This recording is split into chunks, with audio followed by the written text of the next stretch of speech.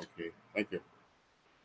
Good afternoon. Welcome to the Perris Union High School District Special Board Meeting of July 30th, 2020. The board will be respecting recent orders from the Governor of California, the Health Officer of the County of Riverside, and guidelines for the Center of Disease and Control related to maintaining public health and safety at this time.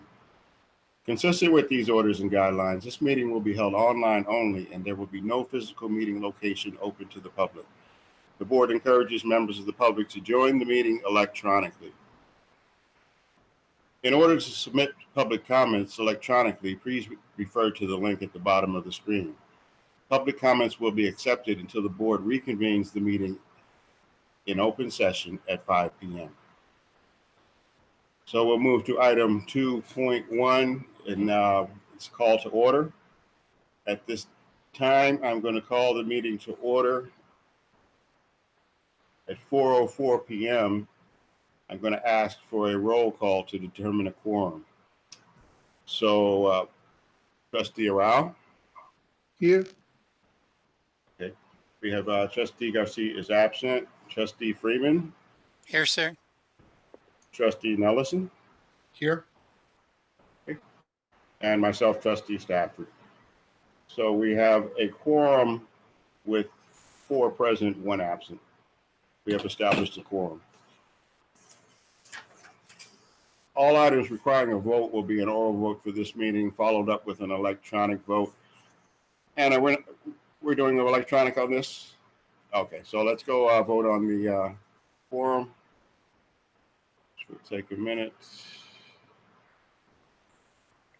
Not until 4.1, Tony. Sorry. Oh, okay. Let me go back. Okay. So we have item 3.1, invitation to address the Board of Trustees, closed session items only. Are there any public comments on closed session items? No public comment on those items. Public comments, okay. So we'll not read the statement. Now we'll go to item 4.1, which is adjourning to closed session. Do I have a motion? So moved. Second. Trustee Nelson and Trustee Arau. Okay, at this time we'll do an oral vote. Trustee Arau? Aye. Trustee Garcia is absent. Trustee Freeman? Aye. Trustee Nelson? Aye. And myself, Trustee Stafford. Aye. We can now go to the electronic vote for this one. So I'll go to your IC board. And it's up already. Okay. Item 4.1 passes 4 in favor, 1 absent. Let me go back to my camera. At 4:06 p.m., we are now in closed session. So we'll have to log out of this meeting, Google meeting, and go into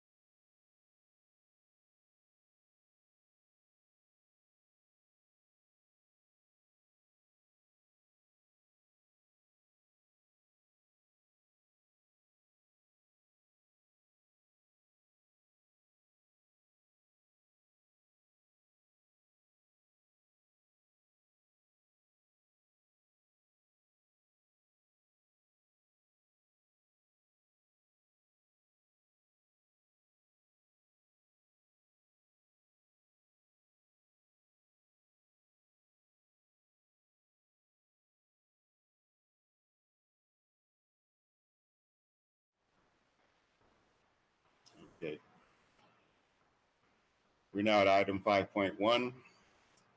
Hello, everyone. Welcome to the special board meeting of July 30th, 2020.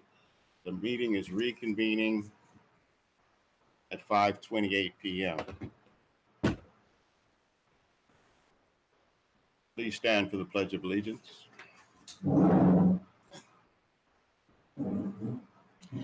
Ready? Begin.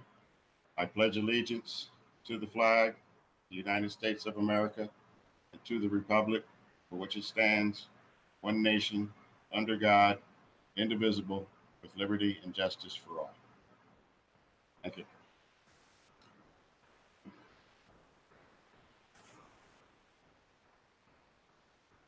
So we'll move to item 6.1, which is the revision and adoption and ordering of agenda. Do I have a motion to adopt the agenda? So moved. And a second? Second. I guess I could second and make motions too. Huh? Forgot that process. Okay, here we are. We're going to vote on adopting the agenda. Trustee Arau. Aye. Trustee Garcia is absent. Trustee Freeman. Aye. Trustee Nelson. Aye. And Trustee Stafford, myself, aye. Upon the roll call being taken, the vote was 4 in favor with 1 absence. Please vote electronically at this time.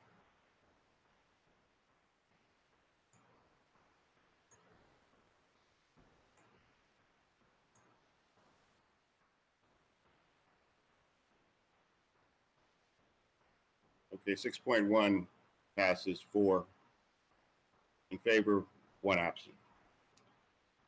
We move to item 7.1, invitation to address the Board of Trustees on non-agendized items. Are there any public comments on non-agendized items? No items this evening, Mr. Stafford. Okay, thank you. We'll move to item 8.1, the consent calendar. Approval of the consent calendar items. Do I have a motion? So moved. And I'll second.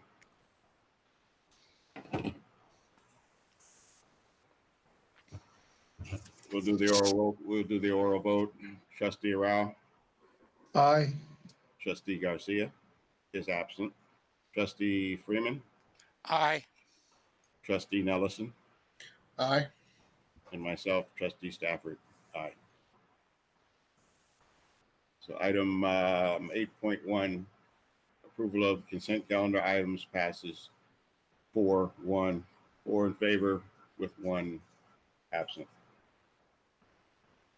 We'll now go to electronic vote. It's up. Electronic vote passes 4 in favor with 1 absence. Next item is 9.1, personnel. Approval of memorandum of understanding between the Perris Union High School District and the Perris Secondary Educators Association regarding the 2020-21 instructional practices during the COVID-19 pandemic. Do I have a motion? So So moved. moved. Okay. Pick one. So we'll Oh. Take Dr. Freeman. I'll take the second. That's fine. okay, Dr. Freeman and Trustee Nelson. Now we'll go down the line for discussion. Any discussion on it? Trustee Arau?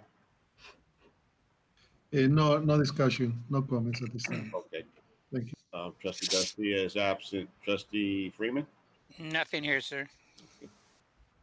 Trustee Nelson? Nothing for me. Thank you. And myself, Trustee Stafford. Nothing. We should have just voted at the same time orally, but we'll go. Trustee Arau? Aye. Trustee Garcia is absent. Trustee Freeman? Aye. Trustee Nelson? Aye. Myself, Trustee Stafford, aye. You can electronically vote.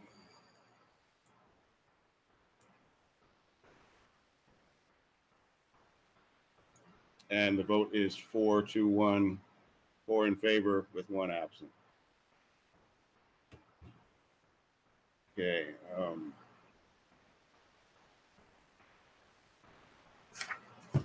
Let's go to 9.2. Is curriculum, middle school science textbook adoption funded through the Federal CARES Act, Learning Loss Mitigation Fund in the amount of $250,370, not the general fund. Do I have a motion? So move. Second. That was Dr. Arau and Dr. Freeman was the second. We'll have an oral vote. Trustee Arau. Aye. Trustee Garcia is absent. Trustee Freeman. Aye. Trustee Nelson. Aye. And myself, Trustee Stafford. Aye. And you can electronically vote at this time. 9.2 passes 4 in favor with 1 absent. We'll go now to item 9.3 is technology. This is a multi-year agreement with infrastructure for the purchase of Canvas Studio funded through the Federal CARES Act Learning Loss Mitigation Fund in the amount of $38,760, not the general fund. Do I have a motion? So move. Second. Dr. Rao with the first, I'll take the second. Okay. Let's give the opportunity for any conversation on 9.3. Dr. Rao. No conversation at this time, sir. Okay. Trustee Garcia is absent. Trustee Freeman. Nothing for me, sir. Okay. Trustee Nelson. Nothing for me, Mr. Stafford. Thank you. Trustee Stafford, nothing for me. We'll vote. Trustee Arau. Aye. Trustee Garcia absent. Trustee Freeman. Aye. Trustee Nelson. Aye. And myself, Trustee Stafford. Aye. You could electronically vote.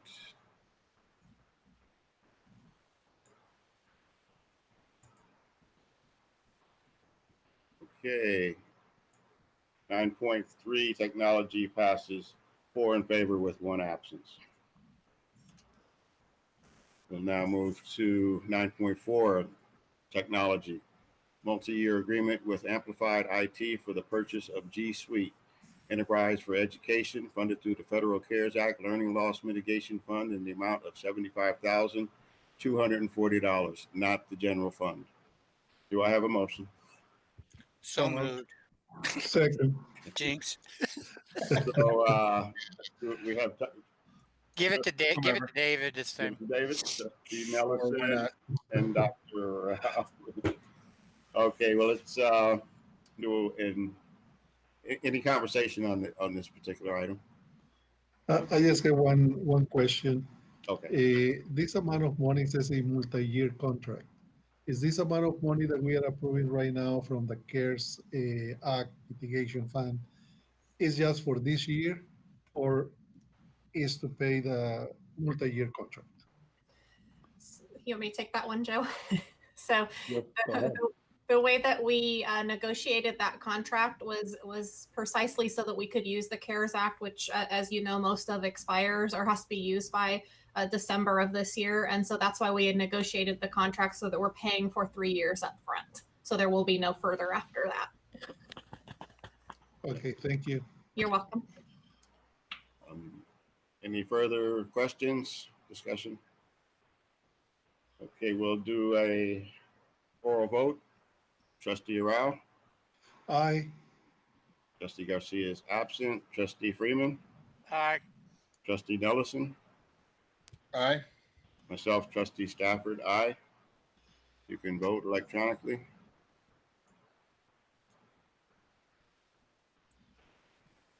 Let's go back. So item 9.4 technology passes 4 in favor with 1 absence. Okay. Now we'll move to the next item, 10.1. This is a study session. The Board of Trustees will conduct a study session regarding the following categories as part of the 2021 reopening plans. Reopening plans: parent resources, foster homes and homeless youth, professional development plan and nutrition services, and internet service. So with that, we can, I'll kind of start it off, Mr. Stafford, if that's okay. that's fine, Grant. The items that were listed here were requests from the board in our previous special meetings that we've had. So we have a different group of people going to be presenting all these different topics, but just to be able to answer the questions that the board had previously to clear things up. So I'm going to start out by turning over to Dr. Newman to lead in with his group. You're muted, Charles. I got it. Thanks. You got it? Well, let me start off by saying good evening to President Stafford and the board. Last time we were together, there were some specific requests that I think were very important requests in regards to what were some of our parent resources that we were offering, and then also how are we ensuring that we're supporting our foster and homeless youth. And so with that, we have a few people with us today. And today we have, well, I'll start off with Mark Sennett, because he's our, what is it, coordinator, let me make sure I get the name right. Coordinator of Educational Services. He's going to be driving the PowerPoint today. So Mark, if you can get that set up for us. And then we also have Diane Martin with us. She's the Director of Learning Support. And then Sonia Reskula is our Community Engagement Specialist. And so they'll be presenting specifically on our parent resources that we're offering today. And then following them, we have our Director of Pupil Services, Robert Bruff. He will be specifically addressing our foster and homeless youth and the services that we're providing for them. And so if you can go to the next slide, Mark, for me, please. And so I think the roadway, we've kind of been looking at this slide now. Our car is a few weeks, probably a few days away at the end from reopening, and all the work that we've done over the past month, providing updates to you. And so today we're going to come and continue that work as you go to the next slide, Mark, and begin the process of just taking over and walking through the specific resources that we have in regards to how we're supporting parents. And so with that, I'll hand it over to our team and they'll begin.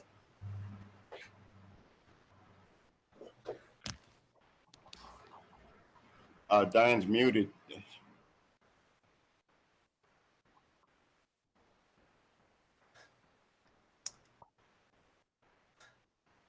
Diane, can you leave the meeting and then rejoin real quick?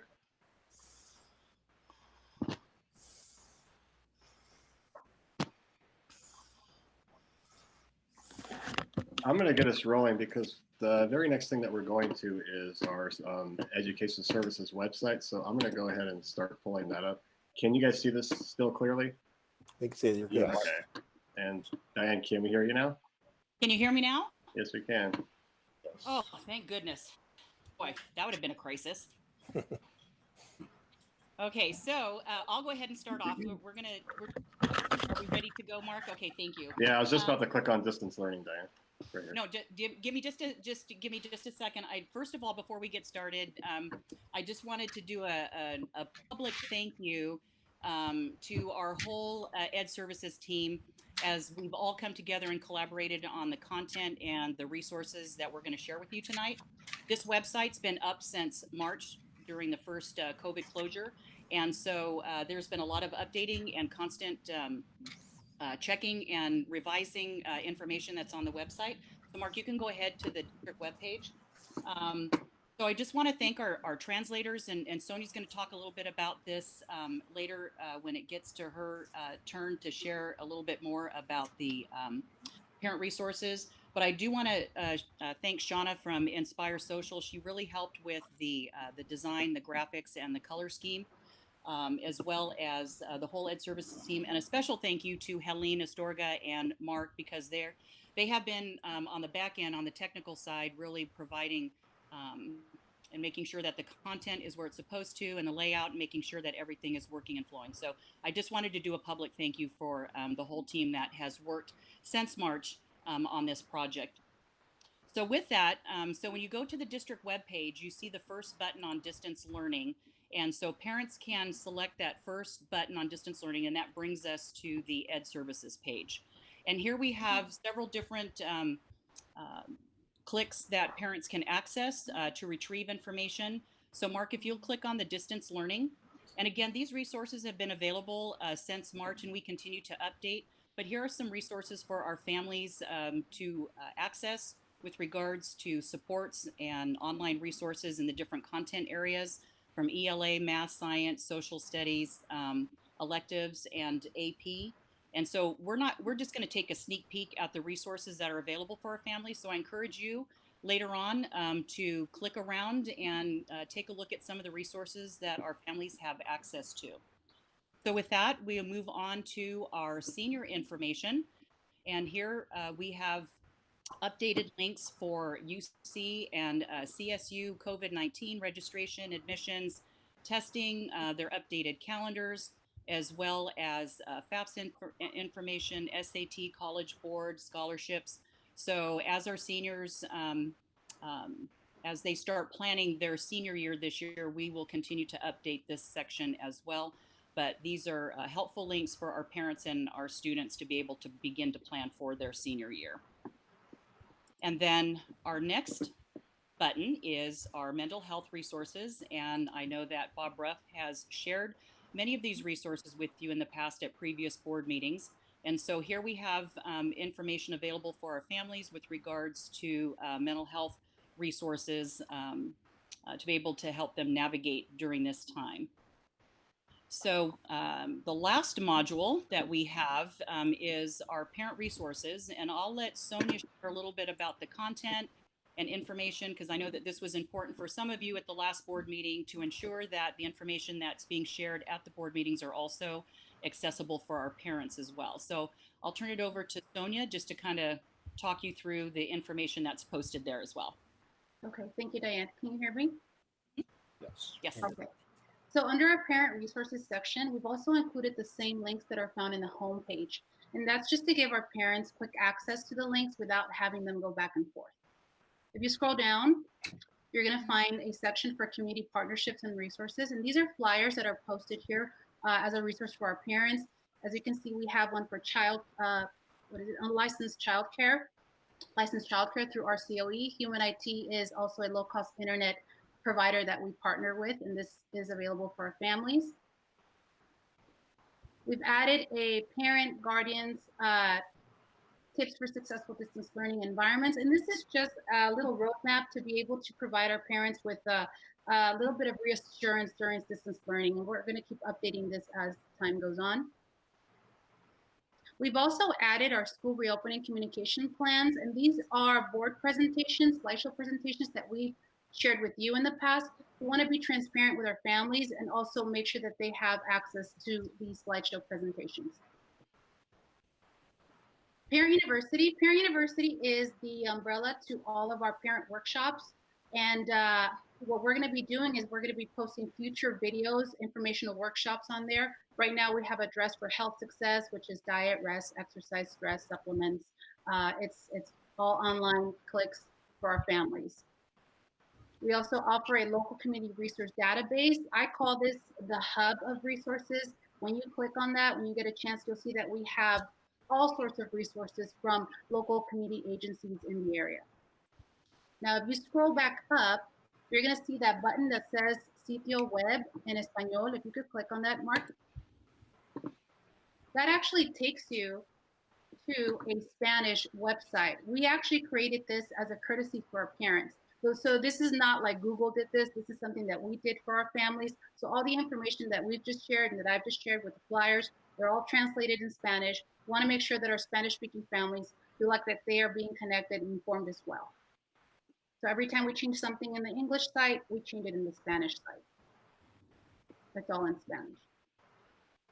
Now, all of this information that is shared, we communicate this through our social media platforms, PeachJar, which is our electronic platform distribution, Blackboard, which is where we text, email, phone our families, send phone dialers to our families. We want to make sure that we keep our families connected at all times. Right now, communication is key, and we want to make sure that our families feel like they are connected with us.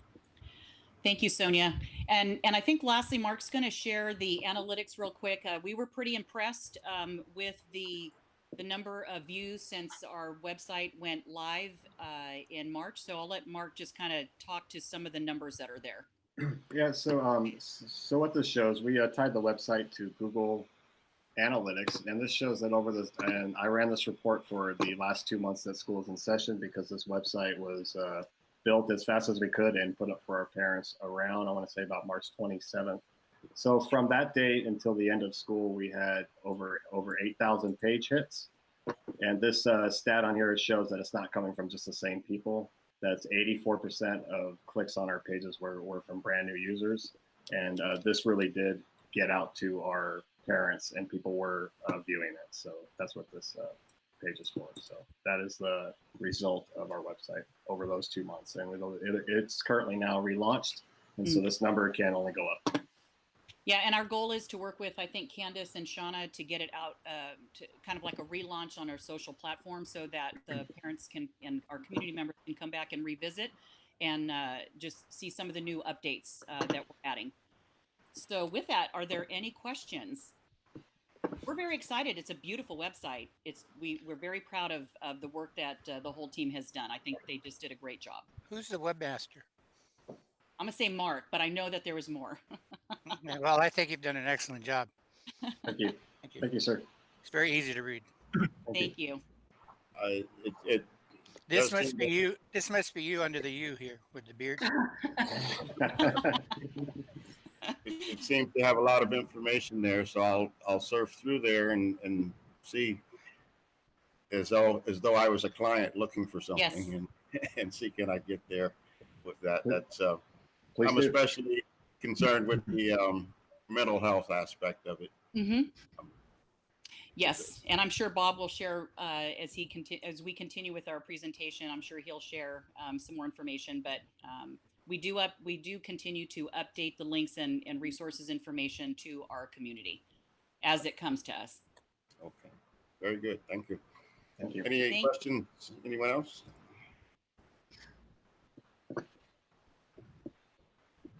Okay. Continue or? Thank you. Okay. Yeah, we'll continue. And once again, we want to thank our team for just all the work that they've done. And over the next few days, we have additional updates that will be going out to parents about next year that we will also be adding to the website as well.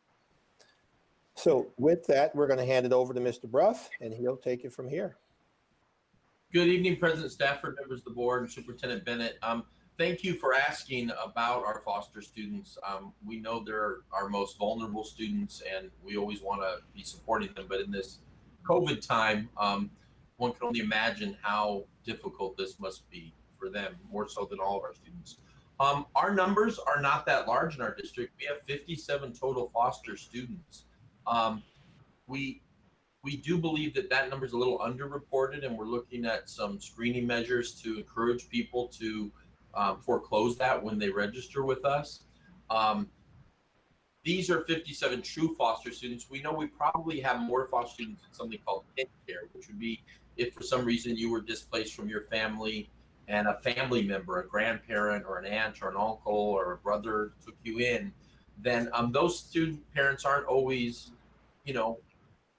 open about the fact that their children are in foster care. But we know this gives you a breakdown by school.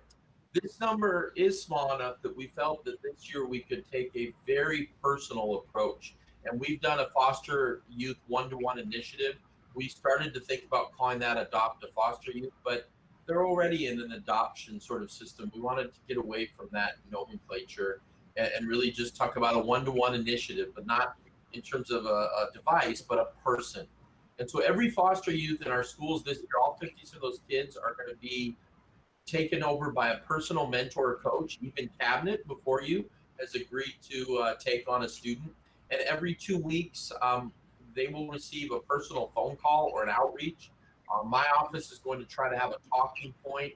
At the beginning, it might be, how are you doing with distance learning? Are you able to log on to your classes? Are you experiencing trouble? Can we connect you with anything? So we'll always try to feed the mentors some information that's pertinent to the time of the year and what's going on in schools. And they should be getting a one-on-one outreach every 2 weeks. Very excited about this.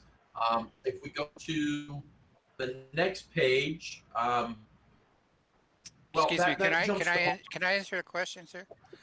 Yeah, I'm sorry. Yeah, on these foster children, Yes, sir. For those who might be in need of tutoring, what do we have any special thing available for them? Yeah, we will offer them tutoring services. Counselors will try to reach out to every one of these kids personally, young people personally. Can we go back to that slide, Mark? The other thing that we will try to do linkage services through them, where we'll link them to clothing or food or anything they may need. I'll be talking about that more with homeless, but we'll also be reaching out to their guardians, the people that take them in, and making sure that those families have support. I'm very excited, and I want to thank Mr. Ali because we've got 15 social work interns this year. We're going to have at least 2 at each school, 3 at some schools. And Mr. Al-Zubaidi, because he's not just an expert in special ed, but he is a clinical psychologist and therapist. He is their mentor, has to oversee them in their college program. We have identified one. We had an exceptional candidate. This was a UCLA graduate that was just phenomenal, and she had some work with foster in her past. And we're identifying her as the solely for foster and homeless, and she is going to do personal outreach with these students as well. So any mentor who contacts a student and says, hey, this student just needs some extra help, you don't expect the mentor to find all those linkage resources. We will connect them with that intern, and that social worker will reach out to that family and give them more additional support. So that's it. I hope that answers your question. Yeah, yes, it does. Thank you. Okay. Homeless, of course, this is another one of our vulnerable populations. And if you look at that number in the upper left-hand corner, it's a very daunting number, 709 homeless students. But, and not to diminish, when you break down that data further, and I thought this would be helpful to you, if we take, for example, Pentecostal Middle School, all of these are criteria that would identify you as a homeless student. But the majority of them are what we call doubled up. So you see under Pentecostal, 168 families. That might be if I may be losing my home and my brother might be losing his. Well, maybe we combine our families and we save one of those homes and we move in together. Or a good friend allows me to move in with them. So while that makes them very vulnerable, they are not homeless in the traditional sense that you would think of. They do have shelter and food. We still need to provide them with resources. The students that we're doing the immediate outreach the first few weeks of school are these most endangered students that are in what we call temporary shelters, homeless shelters, which are farther and fewer between. They're hard to find now. Motels or hotels or terribly unsheltered, and these are our most vulnerable students. So we're getting backpacks, supplies. I want to thank Diane Martin's office because they've been packing all of those. And those students are going to actually receive a phone call and personal outreach from counselors and social work interns at each of our schools. So as you go across, you'll see a large number at the bottom, but the bulk of those are what we call doubled up students. And we will outreach first to our students who are most in danger. They're also very migratory students, and many of those who we had as unsheltered in June may have already been relocated. These are families that are truly struggling. Next slide, please, Mark. Again, we have 15 social workers. One is going to be specially assigned to foster and homeless students. And they're going to really work on what we call linkage. I wasn't even aware of that term. Again, something Mr. Al-Zubaidi introduced me to. I always said connecting, but linkage is referring them and linking them to food resources, clothing, county programs, medical support, anything we can do to support these families. We will try to connect them and link them to a support service. And again, it's a sincere effort was made to locate each family in the beginning and get them a backpack that's filled with school supplies and hygiene supplies as well. I'm very excited about this next slide for both our foster and our homeless, because I don't know, RTA got some money this year, and a big part of our outreach in the previous years was getting transportation to these students. But RTA has changed, gotten some funding, and now any student with a valid school ID can ride any RTA bus for free. So we really feel like we need to personally reach out to these kids who are struggling, make sure they're aware of this service, make sure they have ID cards so that they can utilize it. This is going to be a huge advantage for our students. Any questions about homeless outreach or services? Anything that we can answer for you? We know how vulnerable these families are at this time. Mr. Bruff, I have a question just in general. The unsheltered kids, how do you keep up with them? I mean, are they constantly moving? Are they in an RV or It's very challenging. Sometimes they're staying from place to place. They are on the move. It's all over the board. Usually our counselors do a very good job of connecting with them and reaching out to them, but it's a daunting task. It does not always work well. Yeah, it seemed very difficult to do. Go ahead. As you bring that up, another part of this for foster and homeless, this one-to-one outreach is connecting with them, because sometimes you will connect with a student who's in that state and you find out, hey, my family's going to be moving to Banning because a friend will let us live there. We want to train our staff, and you can call Banning Unified. You could make a linkage call, get someone to reach out to that family, call that student, get a hold of that student again. That's a big part of this, is helping them with these transitions, because they are constantly moving between not just homes, but districts. Okay. The other question, just a short one. Mark, you did mentoring before, didn't you? Was that you that did it maybe a year or two ago when the academy was? About 3 years ago. Yeah. Did that work out pretty well? Did you very well find it worked out pretty good? Yeah. Okay. So you have some experience at that, and I'm sure most of you probably do with the public, but thank you for that service you've already done. So I know you're already ready to go. So that's all I had for questions. This really comes down to a personal touch, and we're going to make every effort. Okay. Anybody have any questions? Anyone else? Okay.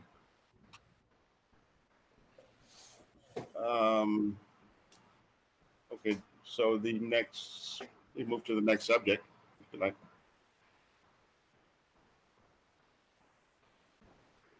Mr. Stafford, we might be frozen on the live feed, so can we stand by? Sure.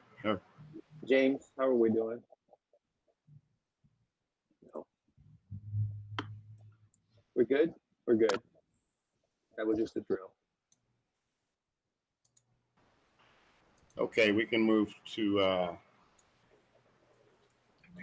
the next subject. I think that's Grant. Is that professional development? Yeah. Yes, it's professional. I think Dr. Newman's. We'll jump in first and get going. Me and Joe will start us off and kind of walk through some of the components that we're doing for educational services.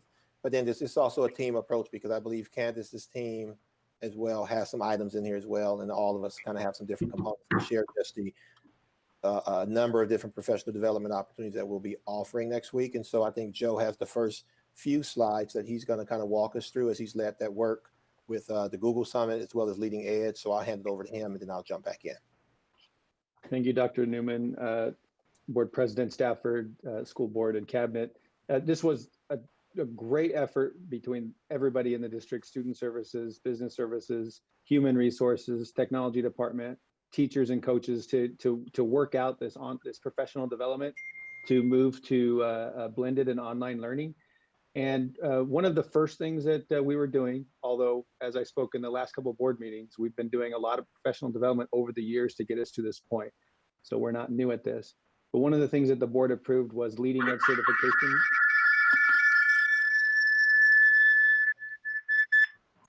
Training. So leading Edge certification training, which we have a couple hundred teachers in there that it's a self-guided path online. The tech coaches are acting as mentors. there's these core modules and core competencies, and there's some elective modules that are more applicable to, like, say, a Google district or a Microsoft district. And the certification is backed by all the leading universities. And there's for the one price on online learning, you can be a leading edge digital educator, an administrator, or a professional learning leader. So there's multiple pathways for teachers to build competencies for leading edge certification. Next slide, please. So we've been partners, so to speak, with RCOE and the Menifee Google Camp since the inception. We're really happy that Menifee has been taking this on. I think it was their 5th or 6th year, and this year they went virtual.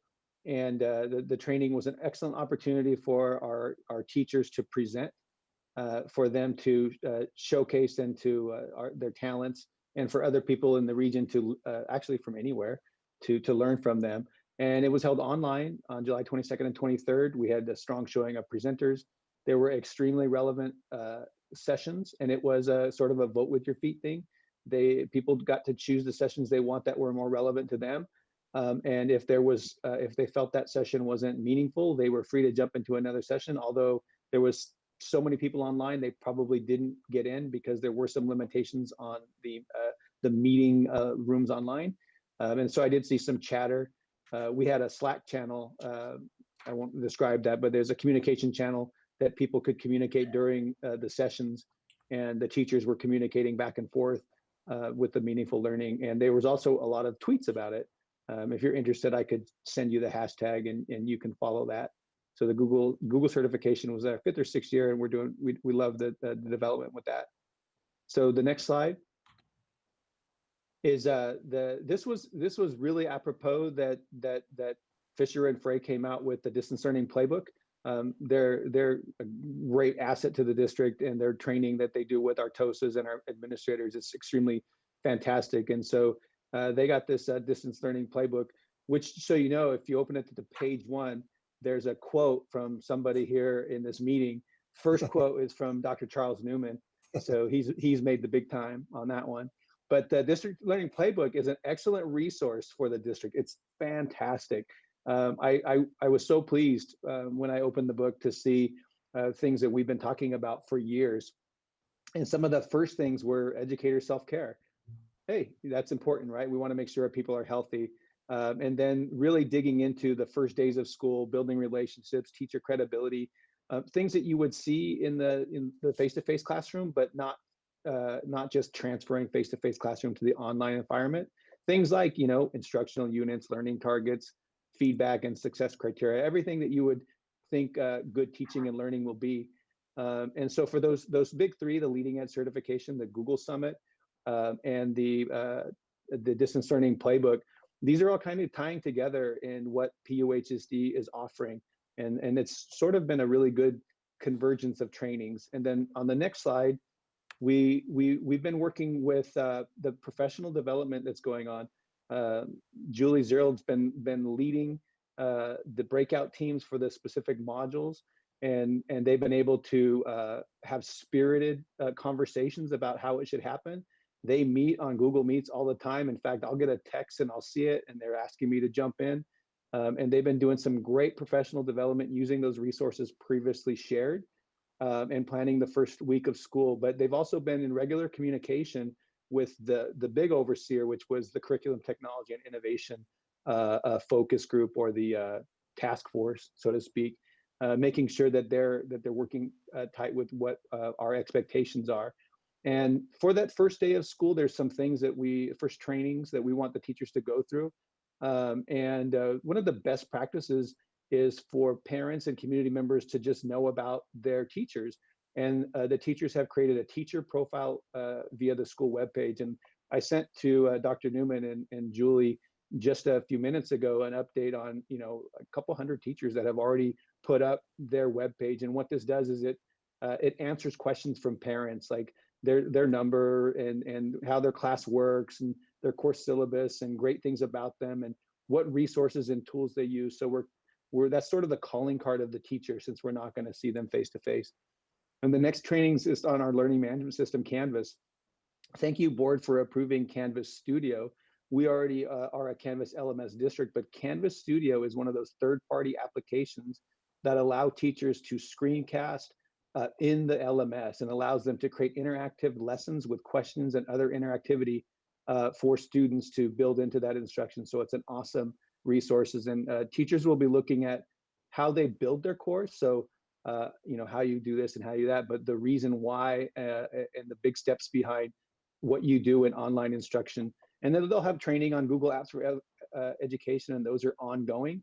And then embedded in there will be questions for online platforms for some of the textbook resources. So we've done great work on professional development up to this point. The coaching support that they've had on the campuses, the October PDs, and then we moved them to, well, we had them in August and we moved to October, but the regular ongoing PD and the recent development with leading edge certification, the Google Summit and the Playbook, all leading to these first couple days of school that teachers are going to work it out. And so we'll look at a little bit of the calendar on the next slide. So hopefully this is the calendar has evolved. So, I can't remember if this is the current calendar, but what it does is, you want to take over the calendar? No, I'm fine. I can jump in, whatever. It's good. You're doing great. But yeah, so I think everything Joe said, I think I just want to echo, just bringing all those three trainings together really to create just a comprehensive training for the first week. And I think one of the conversations we've been talking about is how do we begin the process of, a lot of times we talk about 21st century learning. Oftentimes we don't talk about 21st century development, where teachers begin to drive their own development and they begin the process of really selecting. There's a lot of flexibility in what their day looks like. And that's what you see in regards to the calendar here, where teachers are working in different teams throughout the week, and they're able to select what time they need in terms of specifics. The very first day you see the creating a virtual classroom training on Monday, and that's specifically trying to build consistencies throughout the district in regards to what a virtual classroom looks like. This is something new for all of us. I think the previous slide Joe shared, effective teaching is effective teaching in whatever model that we're working in. However, there are some transitions that need to take place. And so we want to be very explicit about that in regards to the first days of school. We also have this conversation about building relationships. How do you build relationships in the virtual world? And so that conversation is taking place with very specific practices. And then the flexible collaborative time. The remainder of the week, you'll be able to see flexible collaborative team planning, where teams can elect what time they're going to meet. You have teacher planning time, but then individual tech support around those specific practices that we have deemed essential to, setting up a high quality online instruction for all of our students. So that's the individual tech support, and they're set up times throughout the week. So that's kind of what our week is looking like. And we believe that this is going to give them time to set up all those different platforms and tools that need to be set up. What's exciting, like Joe said, I was also looking at the teacher web pages on our web page, and it's pretty awesome to go through there and just start clicking and see everything is so organized. Many teachers have already set up their courses so that parents very quickly can determine what is specifically going on in the different courses that their students are participating in. So it's been exciting work up to this point, and it's been great just to working together to get this work done and kind of, push it out. So I'm excited, just our teachers, they're excited. And we're going to look forward to really having some success over these next few weeks at rolling this out for our parents. One of the things I guess I would be remiss if we all didn't say, and if I didn't say, our teachers have been absolutely wonderful. The board should rest assured that, with confidence, that generations of students are going to be successful with our teachers. They're doing great work. They're contacting us regularly. They don't have free summers. They work, and they work extremely hard. And so they've been regularly part of this stuff. And a lot of this was because of a collaborative relationship that Kirk has built with the unions, because a lot of this stuff has to be massaged and worked out and negotiated and in an MOU. And many times that we depend on people to run that while we're off doing other stuff. And so it's been a great development to get to this point. And that is because of the highly collaborative nature that we have with our teachers and our teachers union. Next slide is not me. Yeah, we have our director of special education jumping in, kind of walking us through what we're doing with our paraeducators next week as well. So Emil, we'll hand it over to you. Thank you, Dr. Newman. President Stafford, board members, Mr. Bennett, Cabinet, thank you so much for this opportunity. I'd like to echo Mr. Williams as well. We've had our teachers just do a phenomenal job, really giving us a lot of input, really sharing a lot of great ideas, and really being collaborative in putting these aspects together, as well as our paraeducators. And so we're looking at supporting our phenomenal paraeducators and really looking on that center-based instructional model and supporting teachers, running those centers, communicating with students, and data tracking from that standpoint. We're also going to be doing trainings on indicators for safety awareness in areas of student safety and family members reporting concerns of the student's well-being, and what to do in those dynamics. How do we navigate, and how do we support our students, and what support and linkage do we get our students that need that level of comfort and safety, and making sure that they're going to be okay. We're going to focus on any concerns with lack of resiliency, any excessive patterns of absenteeism, any patterns of discipline, whether it be virtually or in the past, that we can hone in and support our students, and any kind of lack of credit achievement. So that way we can make sure that we really truly get to a place where our students are getting to the place where we need them to get. And that's my part of it. I'm going to turn it over to the next one.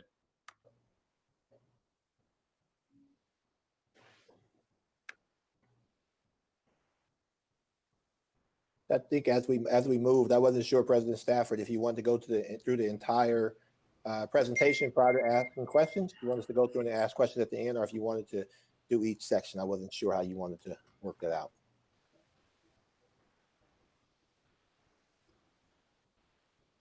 I think you're muted. You're muted, President Stafford. And you can do as you always do, send us the presentation electronically and want to look at it. I just had a comment on the special ed. Can we go back to that, the paraeducators? I happen to know a family that Pathways is your 18 to 22. Yes, sir. 2-year-olds. Yes, and sir. So that's still going. I understand someone I know has a student there and speaks very highly of it. And we were discussing some of the things they do at the site. So it was good to hear from a user level, that what was going on and how they appreciated the program.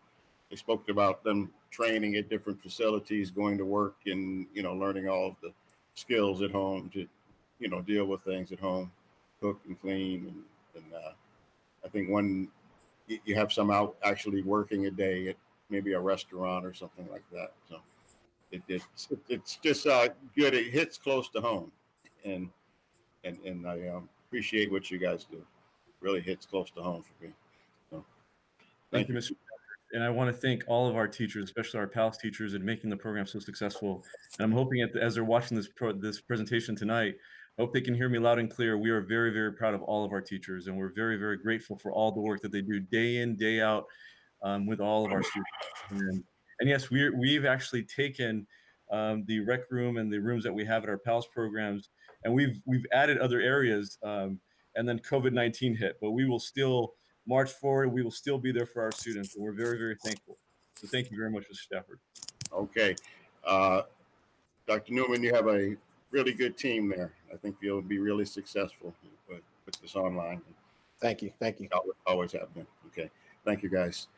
So, yeah, we can move to our next. I see Director Fritz is up, and he's ready. So let's keep moving. Good evening, Mr. President, board members, Mr. Bennett, and Cabinet.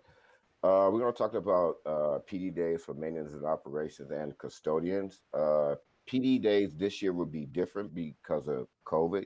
Traditionally we would just meet everyone at Heritage High School, but this year I will be setting aside time on the 5th, the 6th, and the 7th to go to all the sites and meet with the custodians.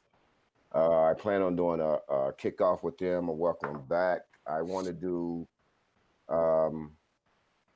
a big picture and a big picture view for them because of COVID, why so many things have changed and why things are changing as a custodian or a maintenance worker at each site when we used to be in the zone, but now we have to think globally that the whole school is ours or the whole district is ours as a maintenance workers. I want to talk to them about the importance of their work as a maintenance worker for the work that they do. I want to talk to the custodians about the importance of them disinfecting, talking about the safety of the staff and how they play an integral part in that. I want to talk about, give them a chance to talk to and get some feedback, because a lot of them are scared, you know, and they've been isolated and we haven't been together like we normally been. So I just want to give them a chance to voice their fears and see what the climate is out there for them and reassure them. And then I want to talk to them about protecting themselves and their families by following the CDC guidelines. I want to talk to them about the PPE, the mandatory and the optional that we have to them. I want to also let them know that they can achieve this goal that we have set for them as far as disinfecting the school, because it is different.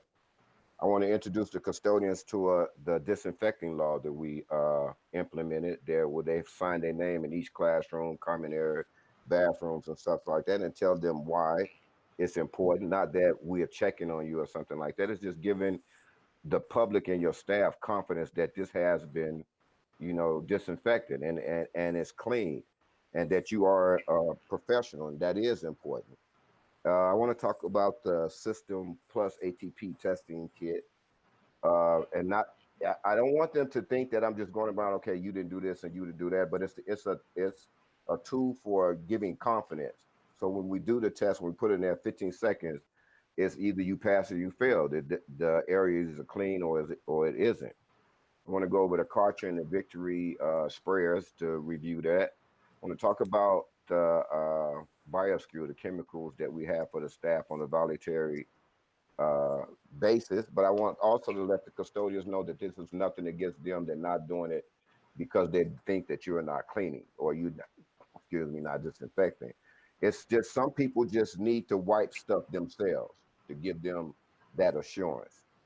We're working with technology for Chromebooks to get them to get their logins and passwords and that stuff. I'm working with Joe with that. And then I want to assure them that I'm confident that, you know, as custodians, they'll walk beside me and we'll accomplish this. And that's all I have. Any questions, anyone? Yeah, I have a question, Art, because there's something new here for me. The swab system, how does that work? What areas would you swab?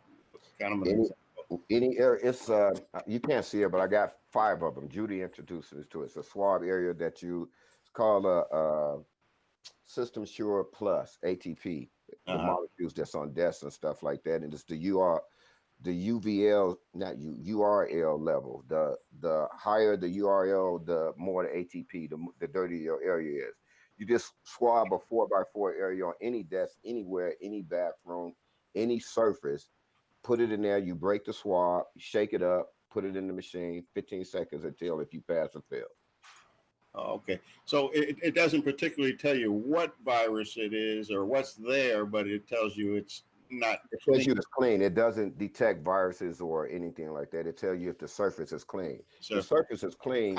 I'm guessing 9 out of 10 times they sprayed the disinfectant and wiped everything and removed it off the desk or the area. I have a question, Mr. President. Go ahead, Dr. Freeman. Thank you. Art, I heard you mention the doing this virtually and requiring access to. Are any of the employees given Chromebooks to use from the district, or do they use their own, or what? So let me jump in here, Art, go ahead, Joe. and Randy or Dr. Freeman. I didn't know where in this presentation this announcement should be made, so to speak, but here it is. We talked in cabinet and we talked about the needs of our staff, and I was able to work with some of the stock that we had that was non-student Chromebook stock. It was stock of devices that we were using for projects and the need. And so we figured that we will be able to issue an 11-inch Chromebook to every staff member for professional development, for Keenan, for things in general. And so we would be working with we would be working with all the managers. A lot of employees don't log on to the computer regularly. So we'll need to work on their passwords and some good practices for handling those devices. So we're thinking there's many reasons on why this is a good idea. We're an innovative district and we really do care about our employees. It's a truism in education that teachers usually drive into a community, but your classified staff members usually live in the community. So this is a great thing for our community members that we'll be able to offer anytime professional development because they'll be able to check out a device. We'll be able to make sure that they're connected. And there's some other intended consequences, I guess, because with the coronavirus, it's extremely important that the member of the public stay connected on telehealth. The economies are changing. The economies are now gig economies. People are ordering things online. There's the census coming up, there's voting. And so obviously we want the staff members to use the Chromebook to work with Art, to work with Judy, to work with Audrey in Nutrition Services, and to work with John Hannon. And sorry if I'm missing any of the big groups, but this would give them the opportunity to jump in on the training anytime they have a chance. Excellent. Thank you very much. I'm glad to hear it. So your professional development will be held the same week as the other ones? Mine, it's not going to be a professional development like traditionally, like I said, like we used to do. I'm going to go to each site for about 2 hours and talk to the custodians in small groups outside, maybe 3, 4, like we used to do our construction tailgate meetings. And stay 6 feet apart from each other and just talk to them and speak to them about the things that we're going to do, the changes that we're having, and let them. I mean, like I say, they've been isolated. They've been, they're scared too. And just to let them vent. I mean, we changed their hours so many times within the last 4 or 5 months. Just let them get that off their chest. Yeah. Well, they've been working with you. I hope. They have. Like I said, I'm confident they'll walk beside me and get this done. We got good custodians. It's going to happen. That's well, it sounds like a good start. And as the problems pop up, the main thing is communication. And of course, they need to be visible. People need to see them performing something. They may not be doing anything spectacular at the time, but just the fact that they're there, they're on call, ready to be on the job. And then especially when we open back up for students, that's a whole different story. But that first before you talk about we put some students in there. Yeah, we'll have to build up to that. That's wishful thinking. All right. Okay. Well, thank you, Art, and we'll talk some more. And I like to hear about your new any machines and things that you do that you put in service. It's good to hear, and people do ask that question. Well, how are they cleaning? How are they going to do all this in this little bit of time? And it's a common question. So we understand. It was great. All right. Okay. Does anybody else have anything for Director Fritz? Okay. Grant, where are we at now? Nutrition Services? Right. No, we're going to be on campus supervisors. Okay. Let's go to that. All right. Good afternoon, board and cabinet. I want to talk about the training that we're going to be doing. We're going to be preparing for students to come back, as well as working with the parents and the students who are coming on campus to get assistance or to work with the nutrition services. So we're going to be working with Emil and his group to do the suicide and self-harm prevention, crisis and stress management, so we can deal with the folks who are coming on campus. Everybody's upset, everybody's tired, everybody's concerned. So we want to make sure that we're, treating everybody with respect, de-escalation to make sure if we're having any issues that we can de-escalate them and stop them from going into bad situations. We're also going to work on some report writing and accountability, mainly in preparation for when students come back, so we can document things that are happening and make sure we're doing that correctly. We're also going to be reviewing policies and procedures, and then making sure that our staff is aware of the safety measures for COVID-19, make sure they're taking care to protect themselves as well as protecting everyone else. And we'll be doing these on the August 5th and August 6th virtually. And that's all I have. If anyone has any questions. Do we have any questions, board members or staff? So with the staffing, what's the staffing going to be like with the students out? I mean, are we bringing in our full amount of staff to? No, currently we're, as we hand out textbooks and Chromebooks, we have campus supervisors on campus providing security as well as maintaining social distancing and keep monitoring traffic. We have construction at one of our sites, and we want to make sure that whoever's on campus belongs on campus. So the campus supervisor will be making sure that if you're there, you're wearing a mask, you're social distancing. If you don't need to be there, they'll be escorting you off and asking you to leave. The numbers we'll keep our numbers low, but we'll keep doing that in support of nutrition services. And then as the year goes on, support the teachers that they're on campus, making sure that we're providing security for them so they're not interrupted and surprised in their classrooms as they work. Okay, so we'll have our regular complement during the day. No, we might have maybe 2 to 4, depending on the campus and what's going on. I don't think it's necessary at this point to put 10 to 12 people on the campus right now, especially since we're trying to limit the number of folks on campus and the interaction. But we will address our staffing as the year progresses and as events happen on campus. Like when we have nutrition services, we'll add more people. If there's a lot of teachers on campus and we know that that's happening, we can add people. We can subtract people when there's less. Okay. One concern I have about campus supervisors, they actually lose a lot of money in overtime with their basketball, football, all different sorts of events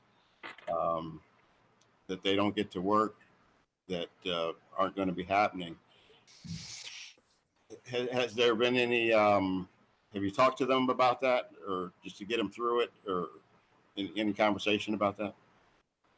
We'll probably talk about it when we get together, but they're pretty aware of, the situation that we're in, and that those events are not going to be occurring, and they're not going to be able to get those funds, but they're all ready to, step in wherever we need them and to do whatever the district needs to provide security for the district, the staff and the students whenever necessary and wherever necessary.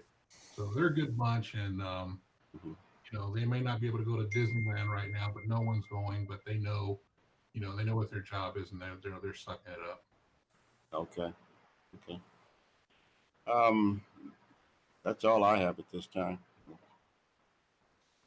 So if anyone has any further questions on that, we can move on to the next subject. Okay, good evening, board, members of cabinet as well. Thank you. So nutrition services, like everybody else has, already talked about their PD days. It is going to be a little bit different this year. Rick and I love to be in person with our staff and, get them motivated for the school year. So we will be doing our virtual training online, which will include the topics below. So our foodborne illness, our HACCP planning, nutrition basics, school meal compliance, food safety and kitchen sanitation, civil rights for food service equipment, the safe use and sanitation, first aid, back injury, and COVID awareness and prevention. So it will look a little different this year, but we will, ensure that all of our NSAs receive the training that is necessary for the school year.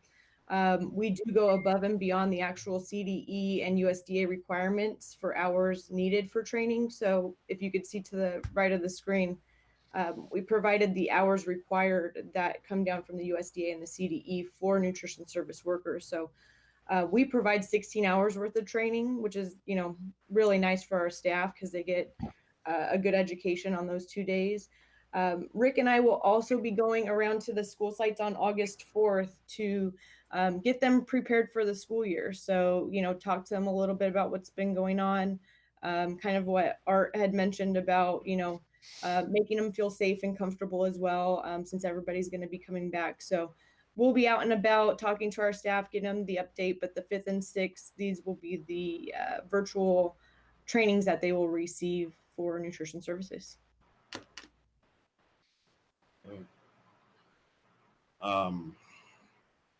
Any questions? Do we have questions from anyone?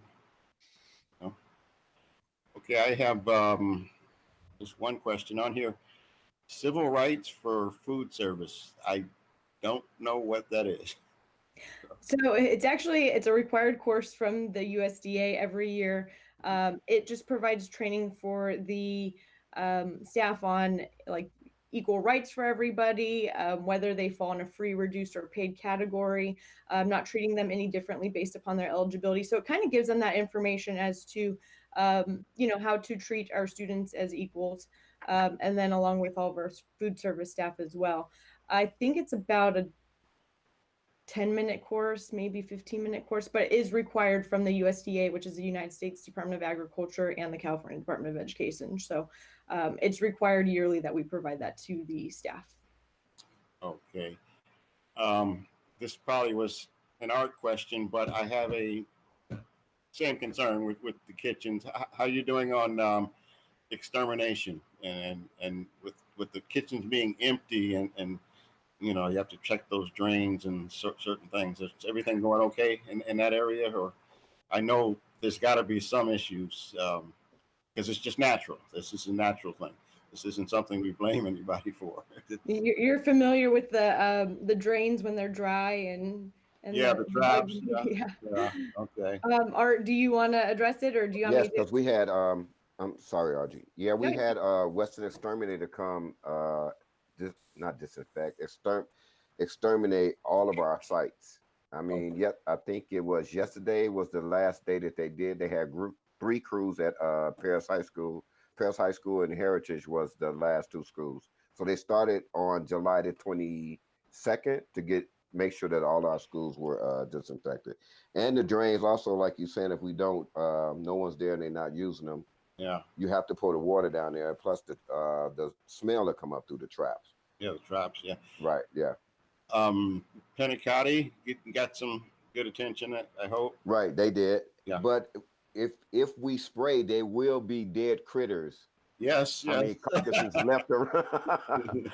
I mean, there will be carcasses left around the facility. I mean, and then the custodians are cleaning them up once they find them. Yeah. I was just going to mention the custodians are very vigilant about, cleaning up the traps, making sure the traps are gone, because sometimes my staff comes in, if they see, something on the trap, they freak out. So they call right away, it gets removed out. But I mean, it's definitely a team effort. So we've been working great with the custodians, arts department, but we've been in the kitchens. We haven't kept them dark. We've been making noise, cleaning, prepping, doing what we can. So we really haven't had that issue. But like, Art mentioned, we've had Western come out and help us out over there as well. So. Okay, good. Just doing, working in that environment, I'm aware of those difficulties that do pop up. So I worry about that in the staff. So that's good. And Audrey, the kitchens really haven't been empty this summer, have they? How many meals did we serve? That's right. Yeah. Oh, yeah. No, the kitchens have not been empty at all. If anything, they have been more than replenished and busy. Over 621,000 meals we've served. So those kitchens, the lights have been on. We've been using the power, the walk-ins, the staff. We've been using, everything. So I think if anything, we've scared all the critters away. So, which is a good thing. All that construction, we've gotten them out. That's great. Okay, thank you very much. That was, if anyone else has any questions on nutrition, we can move on. Grant, where are we at now? Okay. So I have the next one. Yeah. So President Stafford and Board of Education, it's a pleasure to be able to talk to you about our clerical staff. And if you didn't know, we have just about 125 clerical staff. That includes school secretaries and our clerks at our schools and technicians and accountants and all a wide variety. And so over the last couple of years, we've provided a number of outstanding trainings to them. We've utilized the services of both internal presenters as well as outside presenters. In fact, we've used SkillPath to do some trainings on extraordinary administrative assistance, some things on customer service excellence, time and management for busy people, and then dealing with difficult people. And those are some of the topics we've done in the past. This year, we have a really neat opportunity to do a virtual training that's going to be self-paced for all of our clerical staff, where they're going to have the opportunity of working on professional communication skills. And there's a wide variety of things that go along with that, which include customer service techniques and elements of professional writing, and a number of things like that. And then our clerical staff will have the opportunity, actually, you can see the little Southwest logo there. They actually have the opportunity at the end of this, after they go through the 15 modules, if they're interested, to actually take the assessment for a Southwest Airlines Professional Communication Certificate, which is an industry standard in the area of, in this area and stuff. So that's a really neat thing for our clerical staff that they've never had the opportunity of doing before. All of it's going to be virtual. All of it is self-paced over the course of this first year. So it's not on just 2 specific days, but they'll have the time to do it on their own. And then they'll have that opportunity if they so desire to actually get that certificate. So that's really exciting. Sounds really good. Really good. With the plexiglass that you're putting up, is that presented a lot of obstacles, or is it pretty? I haven't seen it, so is it working out okay? You think it's going to work for you? Yeah, you know what? It's a huge credit to our M&O department that they've done a great job of creating all the plexiglasses, both for central office and out at our schools. And they've been doing a really good job. In fact, visiting our schools this last week specifically, as we've been doing check-ins and stuff, we've seen that it creates that barrier between employees and also, more importantly, between the public and our employees, helping to keep our employees safe. And it's something that we're going to continue to work on and continue to make sure that we're keeping our employees safe. Absolutely. And are we bringing everyone back to the site as far as clerical? Right now, the sites have been utilizing their clerical staff for check-ins and the preparation of the school year. And then once the school year gets underway, we anticipate going back to what we've seen before, where we kind of use a smaller staff rotating as needed to meet those people that are coming in, this much smaller number. You know, Mr. Hannon had talked earlier about the possible need for campus supervisors to be on campus for campus security. We may have a little bit of walk-in traffic, so we'll probably need fewer people there and continue to encourage our employees to work remotely. Okay. Thank you, Kirk. So what's up next? Internet technology, okay. That is me. I know you've heard me say before that technology is one of those rare departments that is evaluated every second of the day. And there's not something that isn't working or needs to be fixed or needs to be looked at. And even when we're sleeping, things are running and we get alerts, and it's an awesome challenge, and our techs are up to that challenge. And being that, as I said, that technology is one of those departments that evaluated every second of the day, during the next week where we've carved out some official PD, where there's carved out official professional development for teachers. The techs are going to need to be free to support and help those teachers, because even though in their professional development, we're still going to get calls and we're still going to get emails that they need help on stuff. And that's going to be the same for our clerical staff. And there's still business that's happening on the campus, and there's still business that's happening in the business offices and other offices. So our techs, for during the next week days that are dedicated to professional development, they're going to be supporting the staff, and they're totally on board with that. They're the best tech department in the country. I tweeted that out one time and somebody said, "Did you mean county?" And I said, "No, I said it right, country. They're the best. I was not incorrect." And so that's some of the work they're going to be doing next week. And I can anticipate maybe a question from Stafford is like, how are they doing with safety, and how are they doing with protection and gloves and masks? And we've been doing this all summer. We've been working with being safe. My techs are so good and that they know that safety is everybody's responsibility, and they're to report safety concerns to me, and we'll handle those with discretion. But back to the technology training part of it.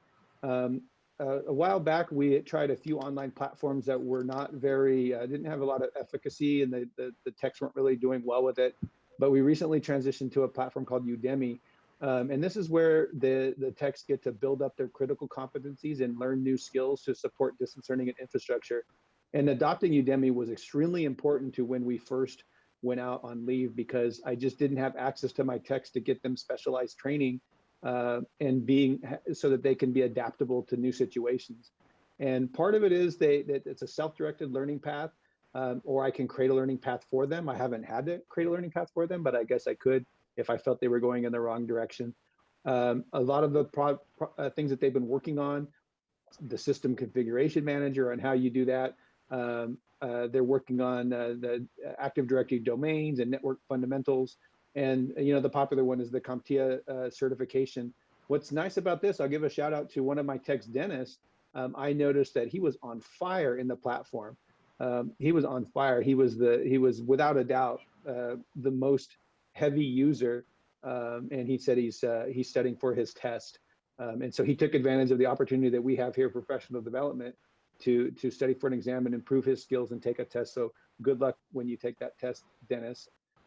But so for next week, the techs will be free to be able to help people.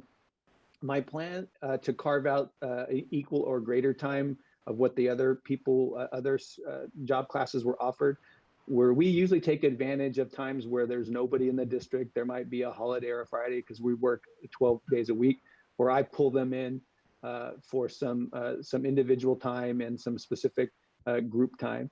And that's sort of the plan for our ongoing professional development. Any questions? Yes, I just have, it's not specifically to what you were just addressing, but with the online or the distance learning, will you be able to drop into classrooms, say the principal or whoever would want to see this operating? Yeah. That will be possible, but contractually, is that a problem with the teachers? Or,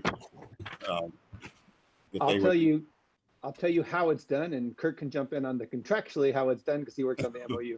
But our systems, Google Classroom, Google Meets, Canvas, LMS, have the ability for teachers to add a viewer, a guest teacher, a co-teacher.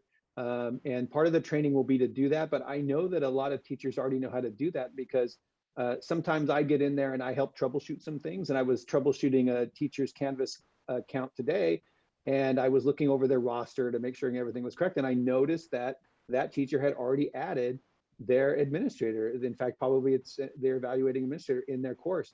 And so I started to poke around to see some of the administrators. And so the teachers can add them to their Google Meets, and they can add them to their Canvas classrooms to be able to see, they add their paraeducators to them.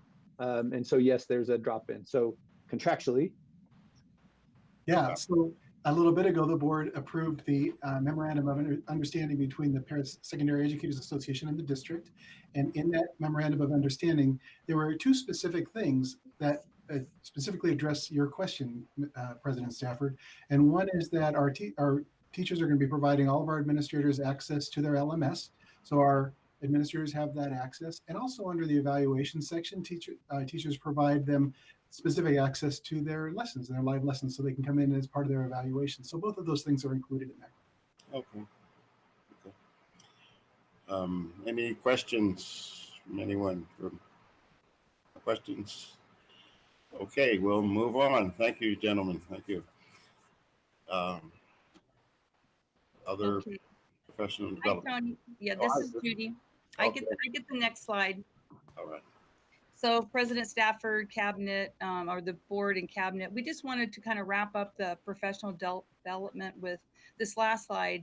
I know everyone's talking, Keenan Safe Schools has probably close to 200 modules. There's several modules in Hour Zero as well, but I also wanted you to know that the district has been creating and will continue to create customized modules. Some of them are just policies and procedures.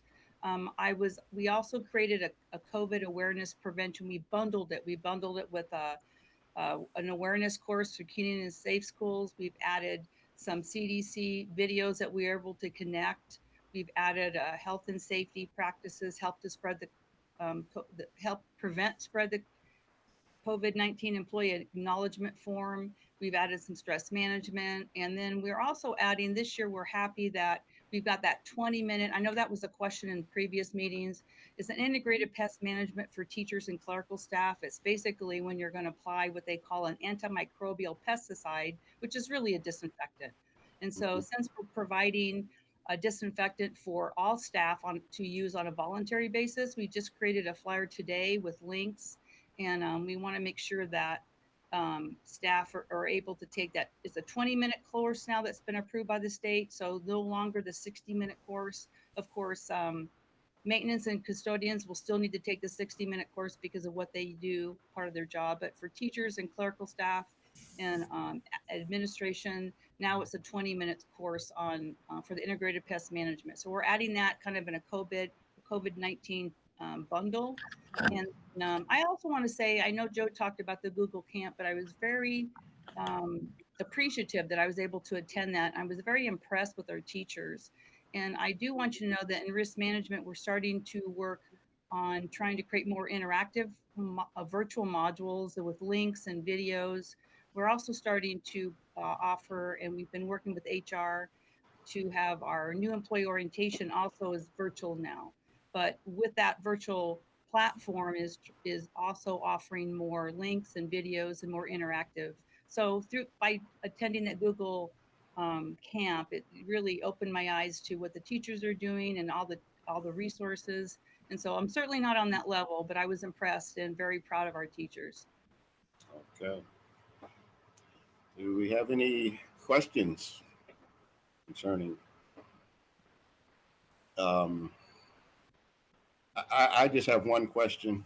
On your hour zero, is that still pretty much, is it still going strong, up to date? People logging in, getting registered and doing all their courses and things? Yeah, that'll be part of kind of the rollout. So for classified staff, because most of them will be rotating on the site, yeah, we'll be doing our normal, update your information, and we work with the site secretaries, and there's also an administrator who's in charge of safety at each site. And so another thing too, Tony, just this whole kind of environment, we're going to be doing more short Google Hangouts with that administrator, just to try to help keep everybody up to date on that. But yeah, the Hour Zero courses will still be assigned. We're working with human resources on how that is rolled out to the teaching staff if they're not on campus. Right now, I know they got their hands full, with all the developing a curriculum for virtual or distance learning.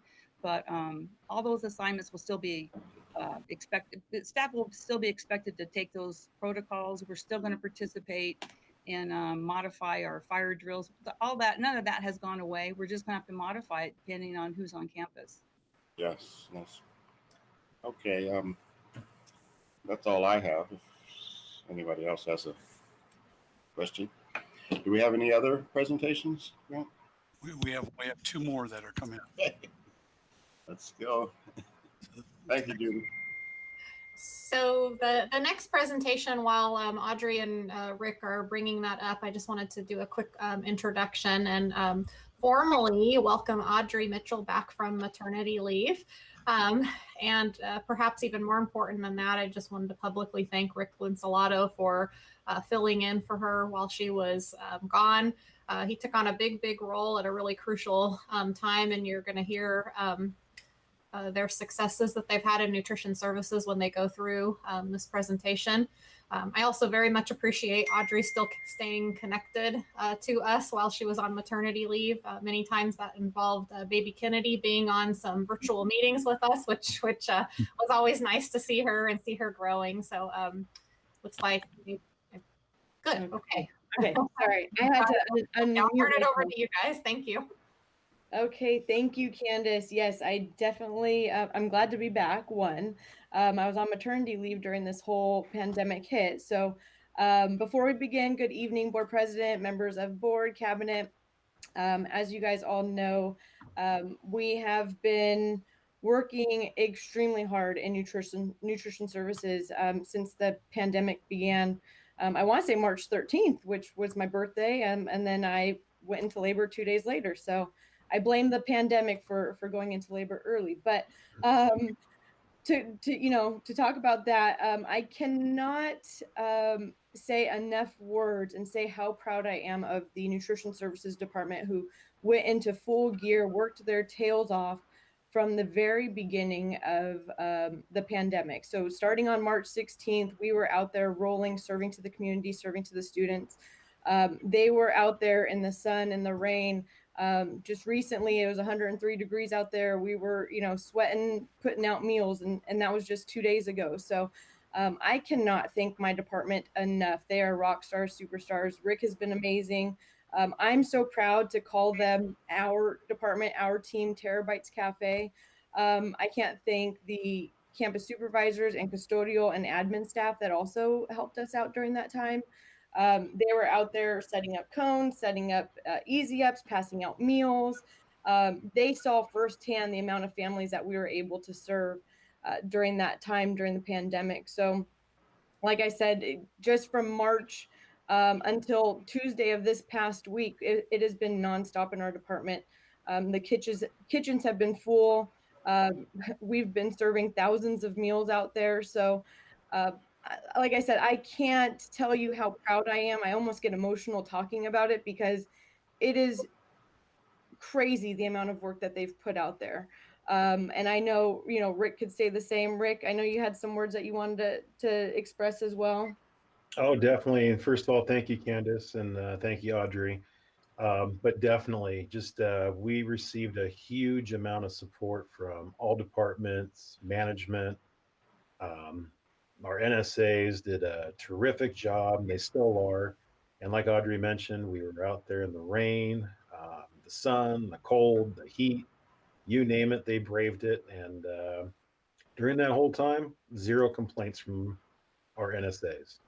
Couldn't be happier. And like Audrey said, could not be prouder. The job they have done has just been just exceeded any expectations I would have had from early on in the beginning. So just a huge thank you to all of them. So with that being said, I just want to show you guys a little clip of a slideshow we put together. So I will play that for you. Can you guys hear it? We can see the pictures, we don't hear anything. Oh, it's a little music. Okay. Okay. One can hum along.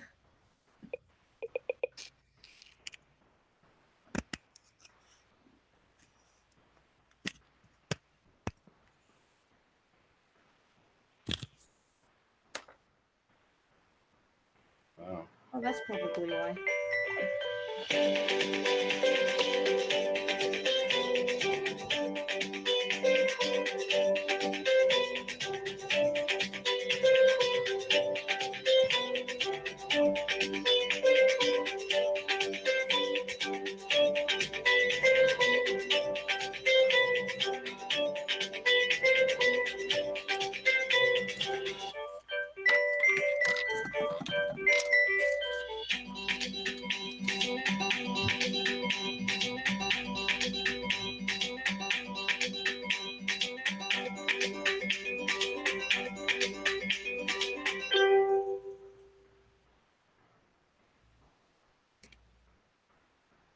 Okay.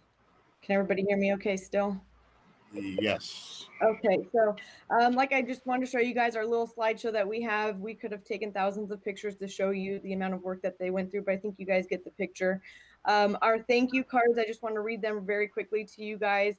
We had some families that were so extremely nice to us. They dropped off handmade masks for our staff. They also dropped off handmade bracelets. I mean, they got to know some of our staff members and they got to know what kind of items they liked, which was really cool too. So one of the notes that came in from a little girl named Alexis, she said, I want to take the time to tell you how thankful we are for everything you've been doing. Because of you, us, and so many other children get to have lunch. You don't have to be here because your health is at risk, and yet you have made the decision to come Monday through Friday. Thank you so much. Our prayers are with you and your family.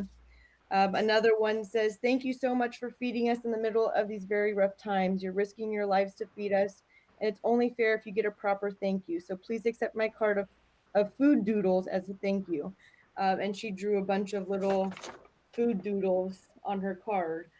So we've gotten tremendous outpouring from the community and from students and from families of how much they truly enjoyed our feeding program. So that was really nice. So with that being said, I will hand it off to Rick to go over a little update on nutrition services. Thank you, Audrey.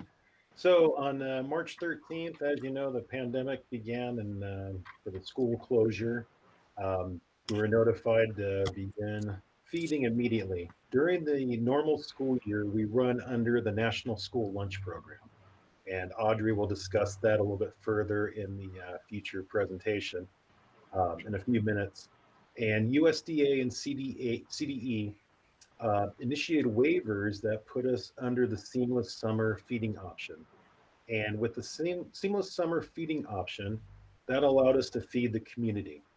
So beginning Monday, March 16th, we began to feed the community immediately, breakfast and lunch. And we were serving all members of the community 18 years or younger. And they did not have to be a student at that site. And as time went on, we were serving 5 days a week. We had our drive-through and walk-up service. We were serving the 5 days from March 16th to April 9th. And we slowly began to decrease our number of days that we were serving. So on April 13th, we started serving for 3 days. April 27th, 2 days. And on May 25th until just a few days ago, we were down to 1 day of service. And during this time, we were getting a lot of comments from parents. They really appreciated coming out less days. It was saving them gas money in a financially strapped time. And they also liked the fact that their children, as well as themselves, did not have to be exposed to the outside elements as much as possible. So we had nothing but great support, great comments, positive feedback from the community on cutting down the days of service like that. Rick, if I could just clarify, just so the board and our public that may be listening knows, even Sure. though we cut down on meal service days, the families still always received a full week of meals for breakfast and lunch. That's, I think, an important point. Yes. So with the 5 days of service, we were serving one meal, one breakfast, one lunch per day. When we dropped to 3 days of service, we were serving 3 days of meals and then 2 days. So they were getting a full week of meals, the 5 days. And same with the 2 days, they were still getting the 5 days. Just jump to the bottom point right there. On June 9th, we did begin to serve 7 days worth of meals, 1 day a week. So that equated to 14 meals per child that came through. And during the time, majority of the districts in the area were also serving and currently serving are about 1 to 2 days per week. And what's nice about the service is as they walk up, drive up, they're able to pick up their meals. We've been able to serve everyone. We have not turned anyone away, either on foot or in car. So a great, huge number that we've hit, 621,832 meals served since March 16th. I mean, that's just incredible, the amount that we've been able to help the community out. And to kind of give you an idea of comparing that to the school year, looking at a 99-day period, we pulled up some information from the 2018-2019 school year. And in that school year, over 99 days, we served 548,897 meals. So with our summer feeding that we rolled into here, we did 80,000 more meals during this time when families really needed it. So I think it's a huge number, huge accomplishment that we were able to make. And next slide, Audrey is going to go ahead and discuss about our neighboring districts. So like Rick mentioned, with the 99-day period time from 2018 to 2019, we served almost 80,000 more meals, which went to our community and our students and our families of Perris and Menifee, Romoland, all the different surrounding areas. So this is just a quick snapshot as to how many meals the surrounding districts also served. So you have Perris Elementary, who's our neighboring district. They served 89,372 meals. Val Verde served 513,311 meals. Menifee around 63,000. Romoland at 161, and Murrieta at 90,000. So as you could see, exceeded. We have served so many meals within our district. It's amazing. I truly cannot believe the amount of meals that we were able to serve to our community. And like Rick mentioned in the previous slide, we were serving 5 days, and then they came down and said you guys could serve the whole week. So we started including the weekend. So with the hard times, with the pandemic, with everything going on financially for families, we chose to do the 7 days, and the 7 days we were able to provide every family with kids 18 years of age and younger a breakfast and a lunch. We also gave them bags of fruit, juice, and milk, so they had a week's worth of meals. So as you can see, we really did a tremendous job serving our community and our students, because obviously last year, 2018-19, we served around 548,000. So we captured as much of our student population as we could, along with other districts as well. So.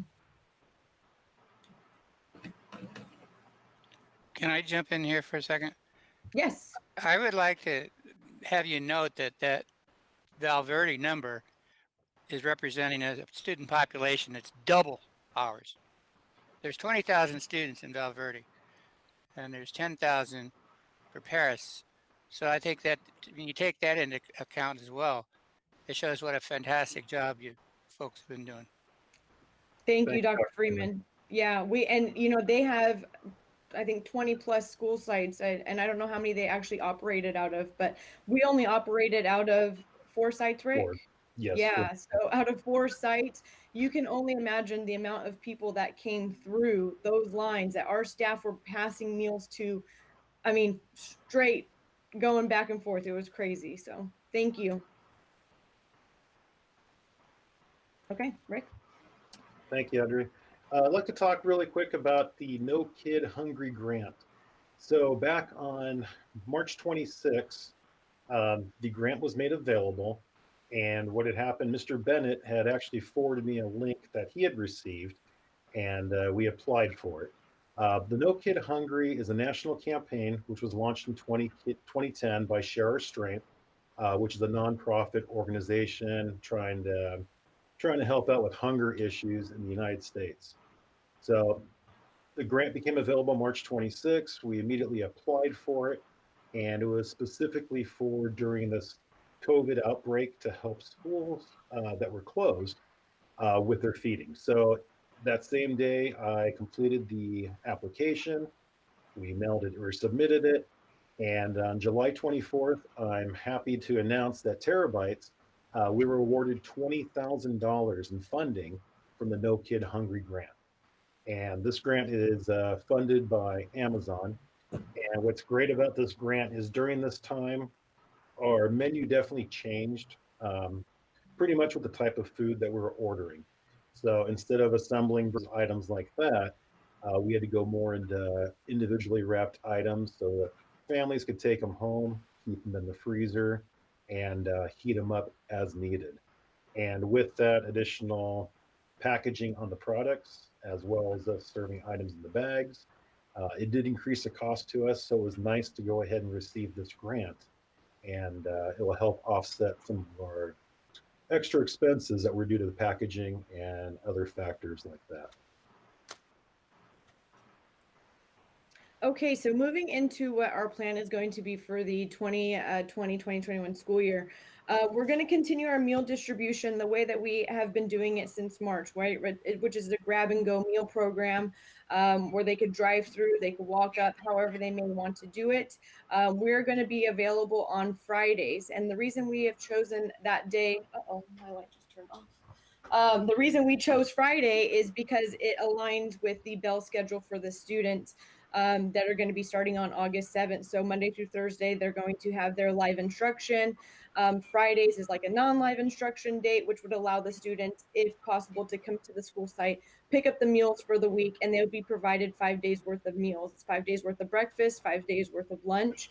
And at this time, we're going to be opening up our service all day. So if you guys are familiar with how we're doing our program right now, we're open for a couple hours where they can come and pick up their meals. We want to capture our students during this time frame, during this day. So we are going to be opening from 7:30 a.m. to 1:30 p.m. To allow them to come up and grab their meals for that week. It'd be Friday's breakfast, lunch, and then Monday, Tuesday, Wednesday, Thursday, and then they'd repeat the process on Friday. Rick mentioned National School Lunch Program, which I know I'm jumping to the next bullet, but with the 2021 school year coming up, we're no longer allowed to serve under the seamless summer option. We have to switch back to our National School Lunch Program, which is the normal program that we would run typically during a traditional school year. So during that school year, students are required to bring a student ID number and or ID card or show some form of identification that they are a student at the school site. So the CDE, USDA, California Department of Education, United States Department of Agriculture came down and pretty much said, you guys need to go into National School Lunch Program. You guys are now going to be required to take all student identification information. So student IDs, ID cards, ID numbers will be required for them to actually pick up these meals. We are hoping pretty soon to get some good news in the next week or so if they decide to change us back to the seamless summer option, which would allow us to go back to serving our community of 18 years of age and younger. But as of right now, as it stands, we will be collecting student ID information. Like I mentioned, either first name, last name, student ID number, and or card. Parents or guardians are more than welcome to pick up meals for their kids. We understand that not all kids can come, so students may pick up the meals for them. A grandparent may come pick up the meal for them, as long as they have that form of ID, whether it's just a number, if it's a student ID number, something that we can collect to put into our system so that we do not overserve our students. So we will be running the National School Lunch Program during that time frame. We will also be able to provide after-school snack program, which is a snack at the end of the day for enrichment programs that they usually do at the school sites. So Perris High offers the after-school program, Heritage, CMI. So we will be able to provide an after-school snack with that meal as well. So that on top of the 5 days of breakfast, 5 days of lunch, they will also be able to get 5 days worth of snacks, which is a fruit juice and a whole grain snack to go along with that. So this is going to be our plan moving forward. We have our staff coming in to start prepping all of our meals starting next week, and we're going to start immediately August 7th with our distribution of our meal service that Friday, which is August 7th. Like I said, crossing our fingers, hopefully the USDA comes down and we could do seamless summer, but right now this is what we're planning for, and we're getting ready to serve our students this way. So with that being said, I just wanted to share my last picture with you guys. It's the Avengers or the superheroes welcoming the lunch lady or the school nutrition hero into their group. So they said, welcome to the club. Thought it was silly, but so true. So they're superheroes in our eyes. They're the rock stars of our department. Couldn't be prouder. I'm beaming with a big smile because I'm truly so happy with how things have gone these past 4 months with our staff. I couldn't be happier. So do you guys have any questions? Do we have any questions or comments from board members? I'd like to just say, Audrey and Rick, thank you so much for what you're doing. This shows the community you really care. This is part of their lives. This makes a huge difference in everyone's life, and to do as well as you've done at it, you had to care, and really it means so much to you. Rick, you filled in, and all your staff worked out in that heat and different conditions. I mean, it's just amazing. And I just want to say thank you. Well, thank you, Mr. Stafford. I appreciate that. Yes. It was our pleasure. Thank you so much. And you know how passionate we are about it. Feeding our community, feeding our students, top priority. It's our top priority during the school year, and during this whole entire time, it was top priority for everybody here at the district. So yes, I appreciate it. Thank you so much. Okay. I can just jump in for a second. I just want to share, you know, all the administrators and throughout the district were helping at the beginning of this process. And I think all of us gained a newfound appreciation. Appreciation. Yeah. We're out there, we're working hard. I'm going, what am I doing? I'm an old guy here. But they did such great work, and they just were such a team. And they finally kicked us out. They said, we don't need you guys around. but it's just really impressive what those people do day in and day out. Great job. Great job. Thank you, Mr. Bennett. Administration provided a lot of help, and we appreciate that. Like I mentioned earlier, every department really stepped up and jumped in there with us, and it was great. I think we got kicked out over the cheese, right, Grant? We weren't putting the cheese on the hamburger, on the cheeseburgers correctly. There is a proper way. There is a proper Always on way. top. Okay. I was just gonna say, oh, yeah. I was staggering them, so it kind of was. It's all in the presentation, right? Yes, sir. Yeah. But it was nice from what I heard to have you guys helping out. It was all hands on deck. It was a PUHSD team effort. Like I said, it went from custodians to campus supervisors to admin. I mean, the whole district pulled together during that time. And here I am just holding a little baby and, you know, letting everybody else doing the hard work, I guess. But no. And our NSAs still comment. They talk about how Mr. Bennett came in wrapping spicy chicken. Miss Rains, how you're wrapping the burgers, and it's funny. It's all positive comments, and they're still thrilled about it. It's so valuable. So valuable. Definitely. I think we have one more presentation tonight, Tony. Oh, okay. Okay. It's Mr. Williams.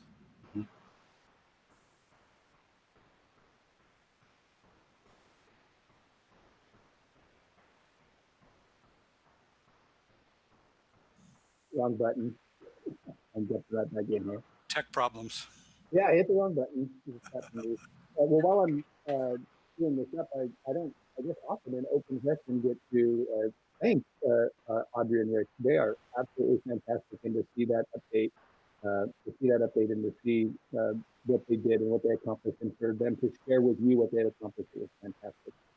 So this update is twofold. One of them is to update you on the things that we've done so far, but also to take into account that the board has requested some updates on some developments in district provided bandwidth services. So, but before I get started,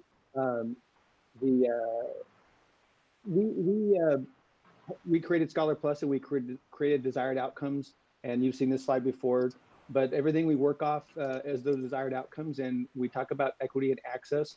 And one of the goals and the desired outcomes of Scholar Plus was to provide equitable access to learning experiences for all students.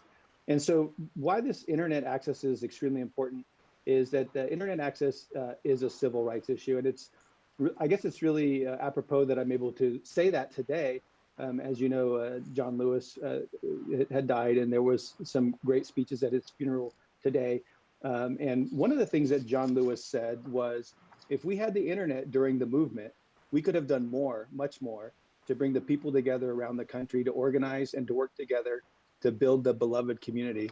And so it's appropriate that we talk to you today about civil rights of internet access. So the Government Accounting Office, I hope I'm saying that right, Candace will tell me if it's wrong because I'm not familiar with those acronyms.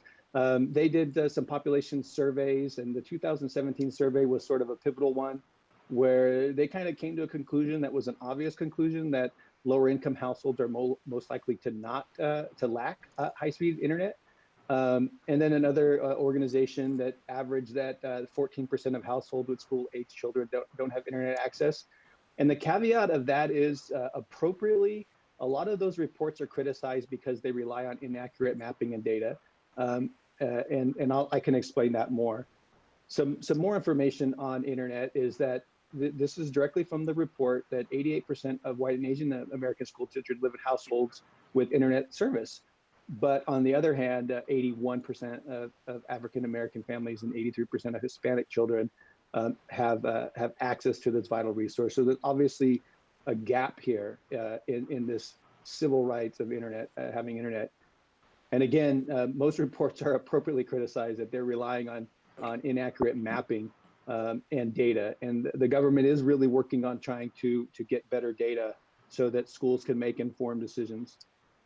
And so what the families need of highly reliable internet and connectivity at home, and highly reliable is the key term.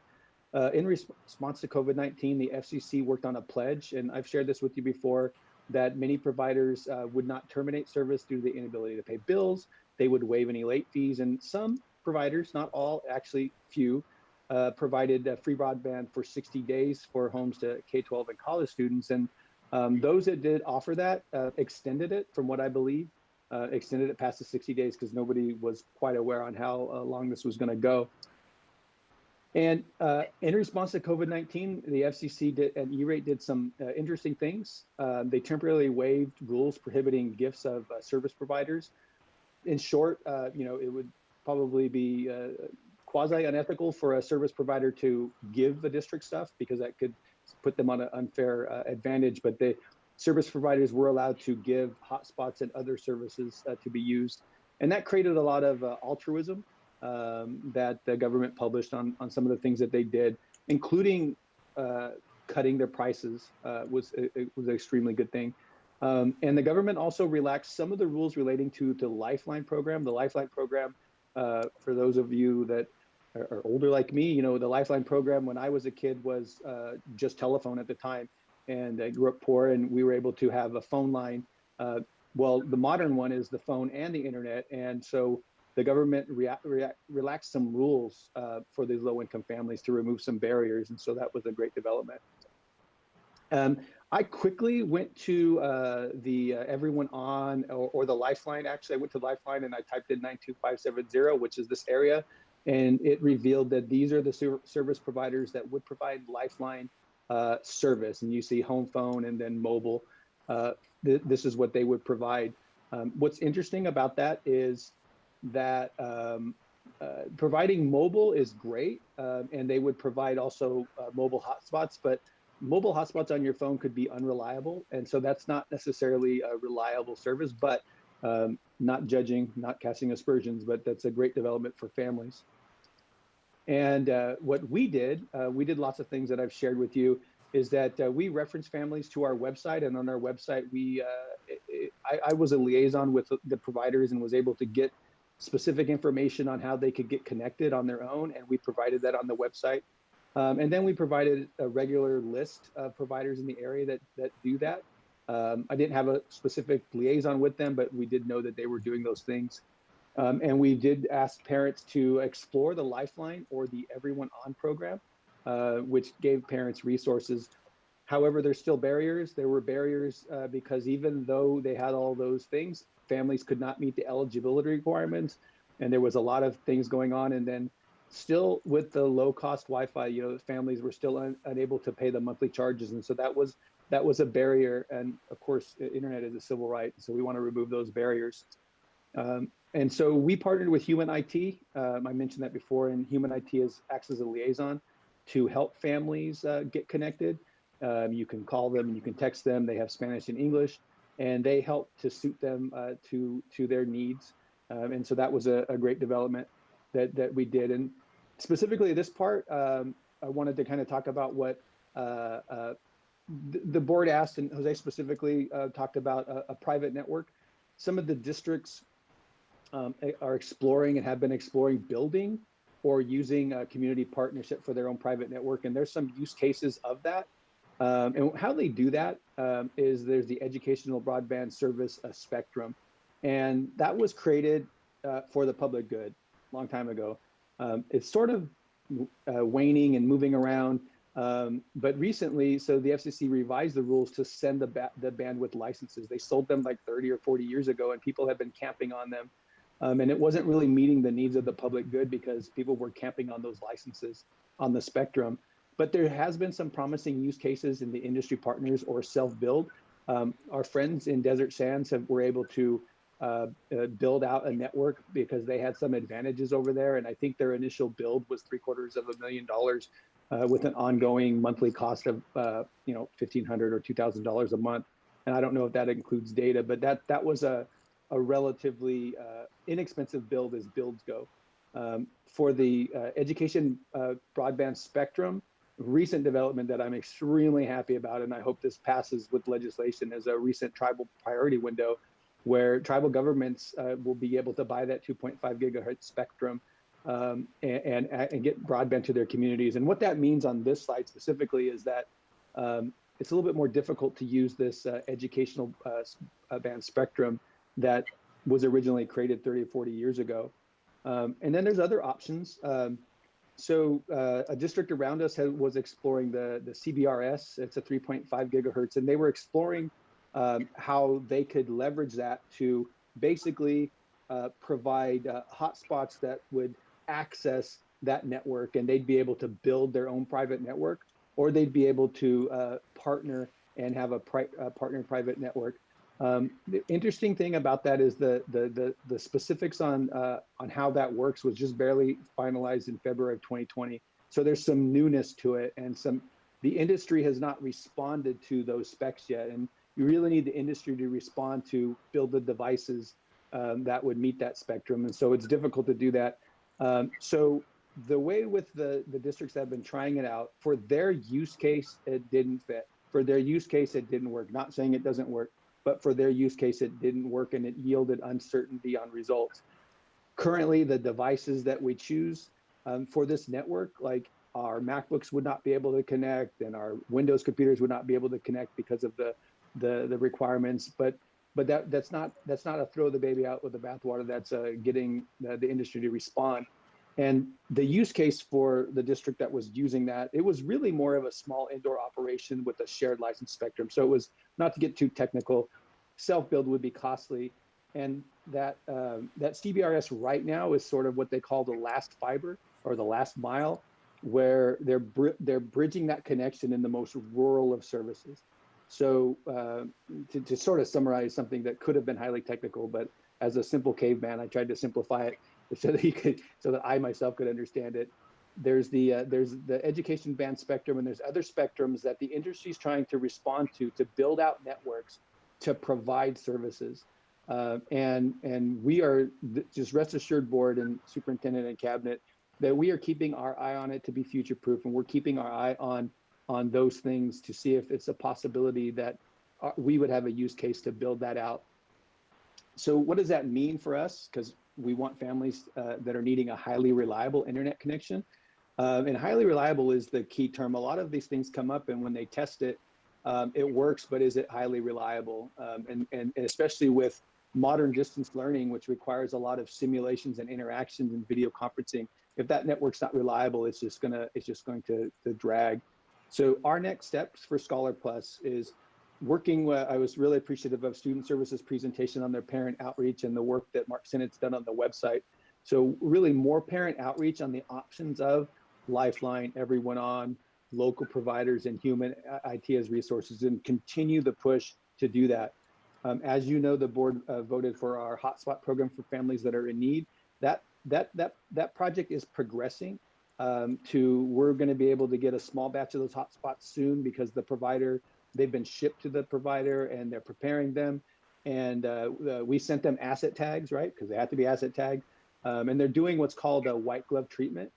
That the white glove treatment is they're going through them and they're activating them, and they're doing all the tech things that they need to do so that when they come out of the box, they're ready to go, barcoded and ready to scan. And so we'll announce more on that when we have sort of a consult on how the families will get those. The next important steps, as you know, board, is we're going to continue exploring that EBS spectrum. We are going to keep our eye on it. It's a great development. I guess I wouldn't say my personal opinion, but my strong feelings that internet as a civil rights issue is that the government really needs to step up here.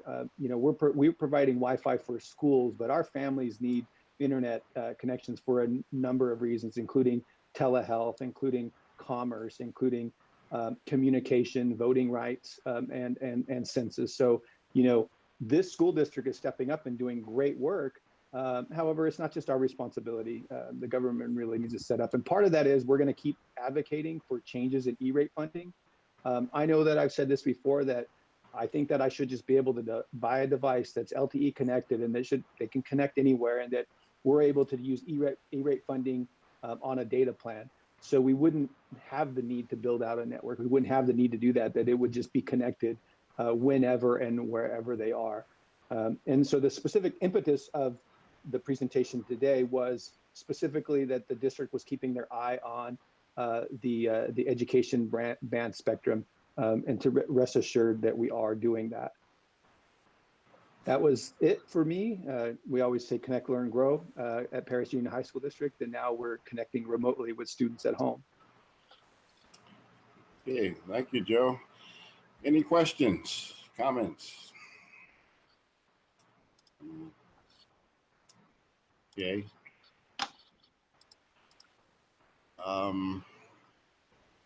Well, we'll move on. I sort of have questions, but they're minor, so I'll wait for those. Don't hold this up. Grant, is that our last presentation? That was our last presentation for this evening, yes. Okay. So we'll move to 11.1, other items by the superintendent. I don't have a whole lot. I just want to thank and really appreciate all the presentations today and all the people, the hard work they're doing. You can see by the passion they have for what they're doing and what they want to do for our kids and our staff to keep them safe. We have a great team here in this district that work together. We don't have silos that they work in.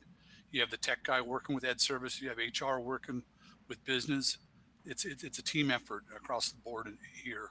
And as superintendent, I couldn't be more proud to be able to say I think we have the best team, top to bottom, from our custodial staff to our food service, to our coaches, to our teachers, and to our administrators. I think we just have such great people that care about kids and are going to make a difference for the kids, even through these difficult times.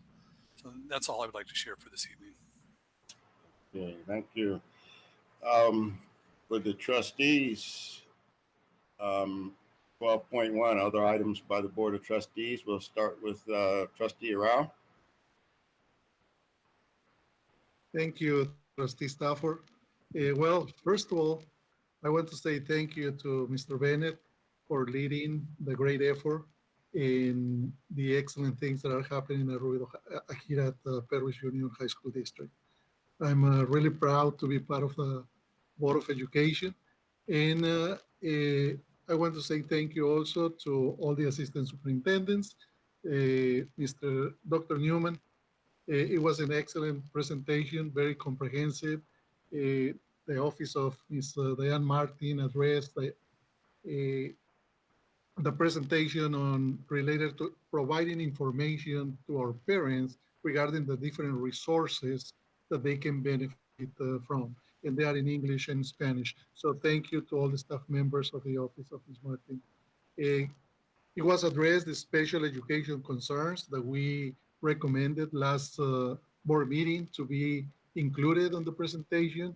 I'm really happy to see that we are addressing the social emotional element, and we are prepared to provide those services and to ensure the safety of our students from that perspective. Mr. Brough, foster youth and homeless, definitely some of the vulnerable members of our society that we are prepared to support them and to provide the help that they need. The professional development for our teachers, we know that all of our teachers are really committed to do their best and to provide a rigorous curriculum for our students, for educators. So this is a team effort, how Mr. Bennett said, is really great. That from the technology perspective also, right, we are making sure that our students have the access to the online services so they can participate on the instruction online program that we are doing here at in Perris Union. M&O also ensuring the safety, the physical environment, the safety of our students and our staff when they go to our schools in the physical environment. I want to say also to Mr. Hannon to being proactive, training our campus supervisors. So when we do the evaluation at the different progress reports, we are, if the decision is, if the conditions become better and we come back to a hybrid model or in person, or even in January when we are able to come back, we are ready to provide and ensure the safety of our students. Nutrition services, what can we say, right? Almost 700,000 meals supporting our community and our students, a very, very important element. Our clerical staff. One of the things that caught my attention is that all of our staff members, that commitment and that passion. So you have shown what you have done and that you do it from your heart. So thank you for doing that. We really appreciate that. I'm very proud of that effort. In general, during this study session, we learned about the wonderful and comprehensive plan that our district has developed in order to serve our students during the instructional online model. This is the beginning. This is the plan. Now we are going to start with the implementation of the plan and the monitor of the plan, ensuring that all the elements that have been put in together become a reality to provide the best education for our students during these unprecedented times. I want to finally take the opportunity to tell our students and our parents, welcome to the 2021 school year. Welcome to our teachers. Welcome to our classified staff. I know that some of them have continuously working for during the whole time. I'm very proud of that. We have an outstanding team. We have great teachers, great administrators, great students, and great parents. Thank you. Thank you, Trustee Rao. Trustee Garcia is absent today. Trustee Freeman. Thank you, Mr. President. I have nothing to add. Trustee Nelson. Thank you. Mr. President, a lot of the things I was going to say, Mr. Rao, Dr. Rao already touched on. You stole my thunder on a lot of that, but I would just like to say thank you to everybody who presented today, letting us know exactly how you intend to tackle this this next school year and professional development wise, and I can't say enough about how proud I am of everybody's efforts in keeping this district working at peak efficiency, especially when we're going through this entire pandemic. There are so many places that it could have broken down, but we have a great staff that didn't let that happen, and I really appreciate that. And I'd like to say thank you to everybody involved. Thank you. Thank you, Trustee Nelson. And myself, Trustee Stafford. Today's presentations were really informative. Really touched the right places for me to understand what your plans are and what you have done so far and how professional you are. You are a great staff, as Grant just said. You are professional, and I like to think we're the #1 district in the world, but in our world we are. So I appreciate you. I just want to thank you so much. Please let all your staff know that we see their hard work, and we always want to understand what they're doing and anything we can do to help and understand more about the issues, so we can always move forward. But to the cabinet, thank you guys. We're ready to go. So your hard work and dedication, you haven't just been twiddling your thumbs on vacation somewhere. You've been working. So thank you so much for that. You guys, you're the greatest. I appreciate you. So with that, we got a little more work to do, so we better get through it. 13.1 is adjournment, but don't go anywhere, anybody, because we have CMI, a short board meeting. So do I have a motion to So adjourn moved. the special board meeting? Trustee Nelson, Second. second, Dr. Rao. We'll take a quick oral vote. Trustee Rao, Aye. Trustee Garcia absent. Trustee Freeman, Aye. Trustee Nelson, Aye. myself, Trustee Stafford, aye. You can electronically vote now.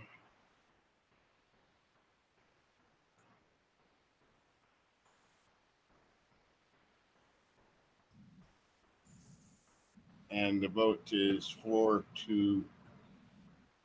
with one absent, to adjourn. So at this time, Tony, we're gonna stay in this Google Meet, but we'll just change to the CMI agenda.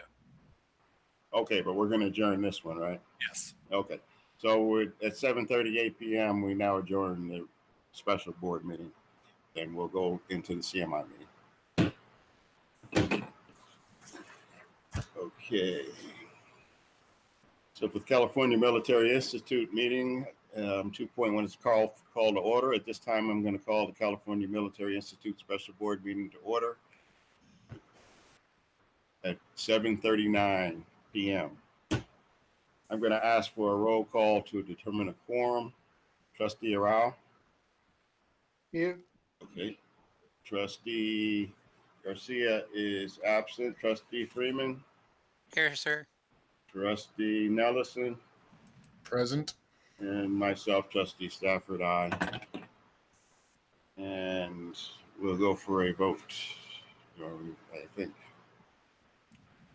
No vote on that, Tony. No vote on that one. Okay. So we'll go to, we've established a quorum. 3.1. We'll go to 3.1, revision, adoption, ordering of agenda, July 30th, 2020. Do I have a motion to adopt the agenda? So moved. Second. Trustee Freeman and Nelson. Just a second. We'll do an oral vote. Trustee Arau? Aye. Aye. Aye, okay. Trustee Garcia absent. Trustee Freeman? Aye. Trustee Nelson? Aye. Myself, Trustee Stafford, aye. You can now vote electronically. Uh-oh. You know what? I'm not hearing that. The ICT board, I cannot access the CMI. 3.1. Did you guys click join meeting on the side? I just did. I realized I hadn't. Did everybody click join meeting? Okay. Okay. Dr. Freeman and I were already in, but I wasn't sure if you guys had clicked the join meeting. Okay, we're all there now. So the vote's in. Yeah. So revision and adoption ordering of agenda for July 30th, 2020 passes 4 in favor, 1 absent. We'll go to our next item. 4.1, invitation to address the Board of Trustees on non-agendized items. Are there any public comments on non-agendized items? No takers this evening, Mr. Stafford. Okay. We'll go to 5.1, personnel. California Military Institute revised 2020-21 student teacher calendar. Do I have a motion? So moved. So moved. I'm sorry, I didn't hear. Who was the motion? That was me.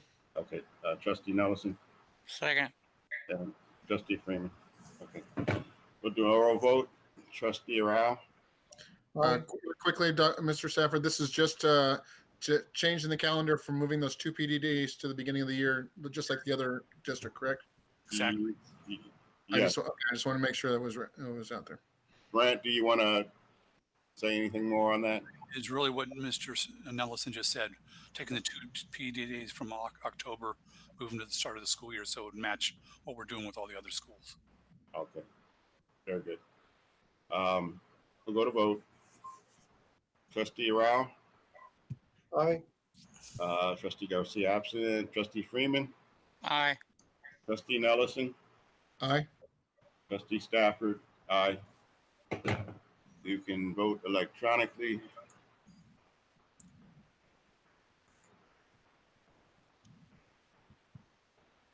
And 5.1 personnel passes 4 in favor, 1 absent.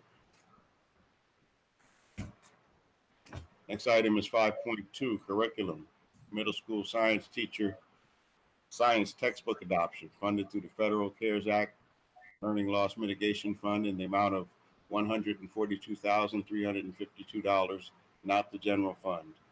Do I So have moved. Second. I have Trustee Freeman and Trustee Arau. We'll do an oral vote. Trustee Arau, Dr. Rao. perfect. Trustee Garcia absent. Trustee Freeman, Aye. Trustee Nellison, Aye. myself, Trustee Stafford, aye. You can vote. Any comments? I guess I should have said that before that, but you can vote.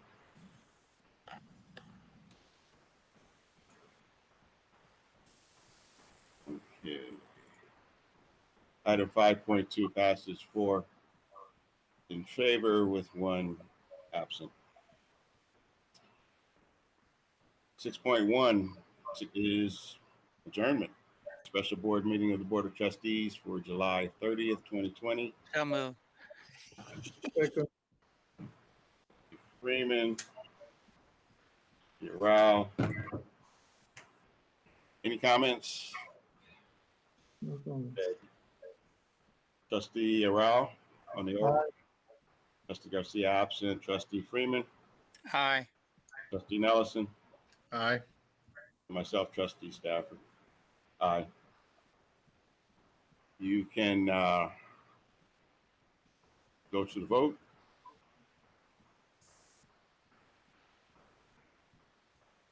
And the vote passes 4 in favor with 1 absent. The meeting will be adjourned. Thank you, everyone, very much. It's Thank you. 7:45 p.m.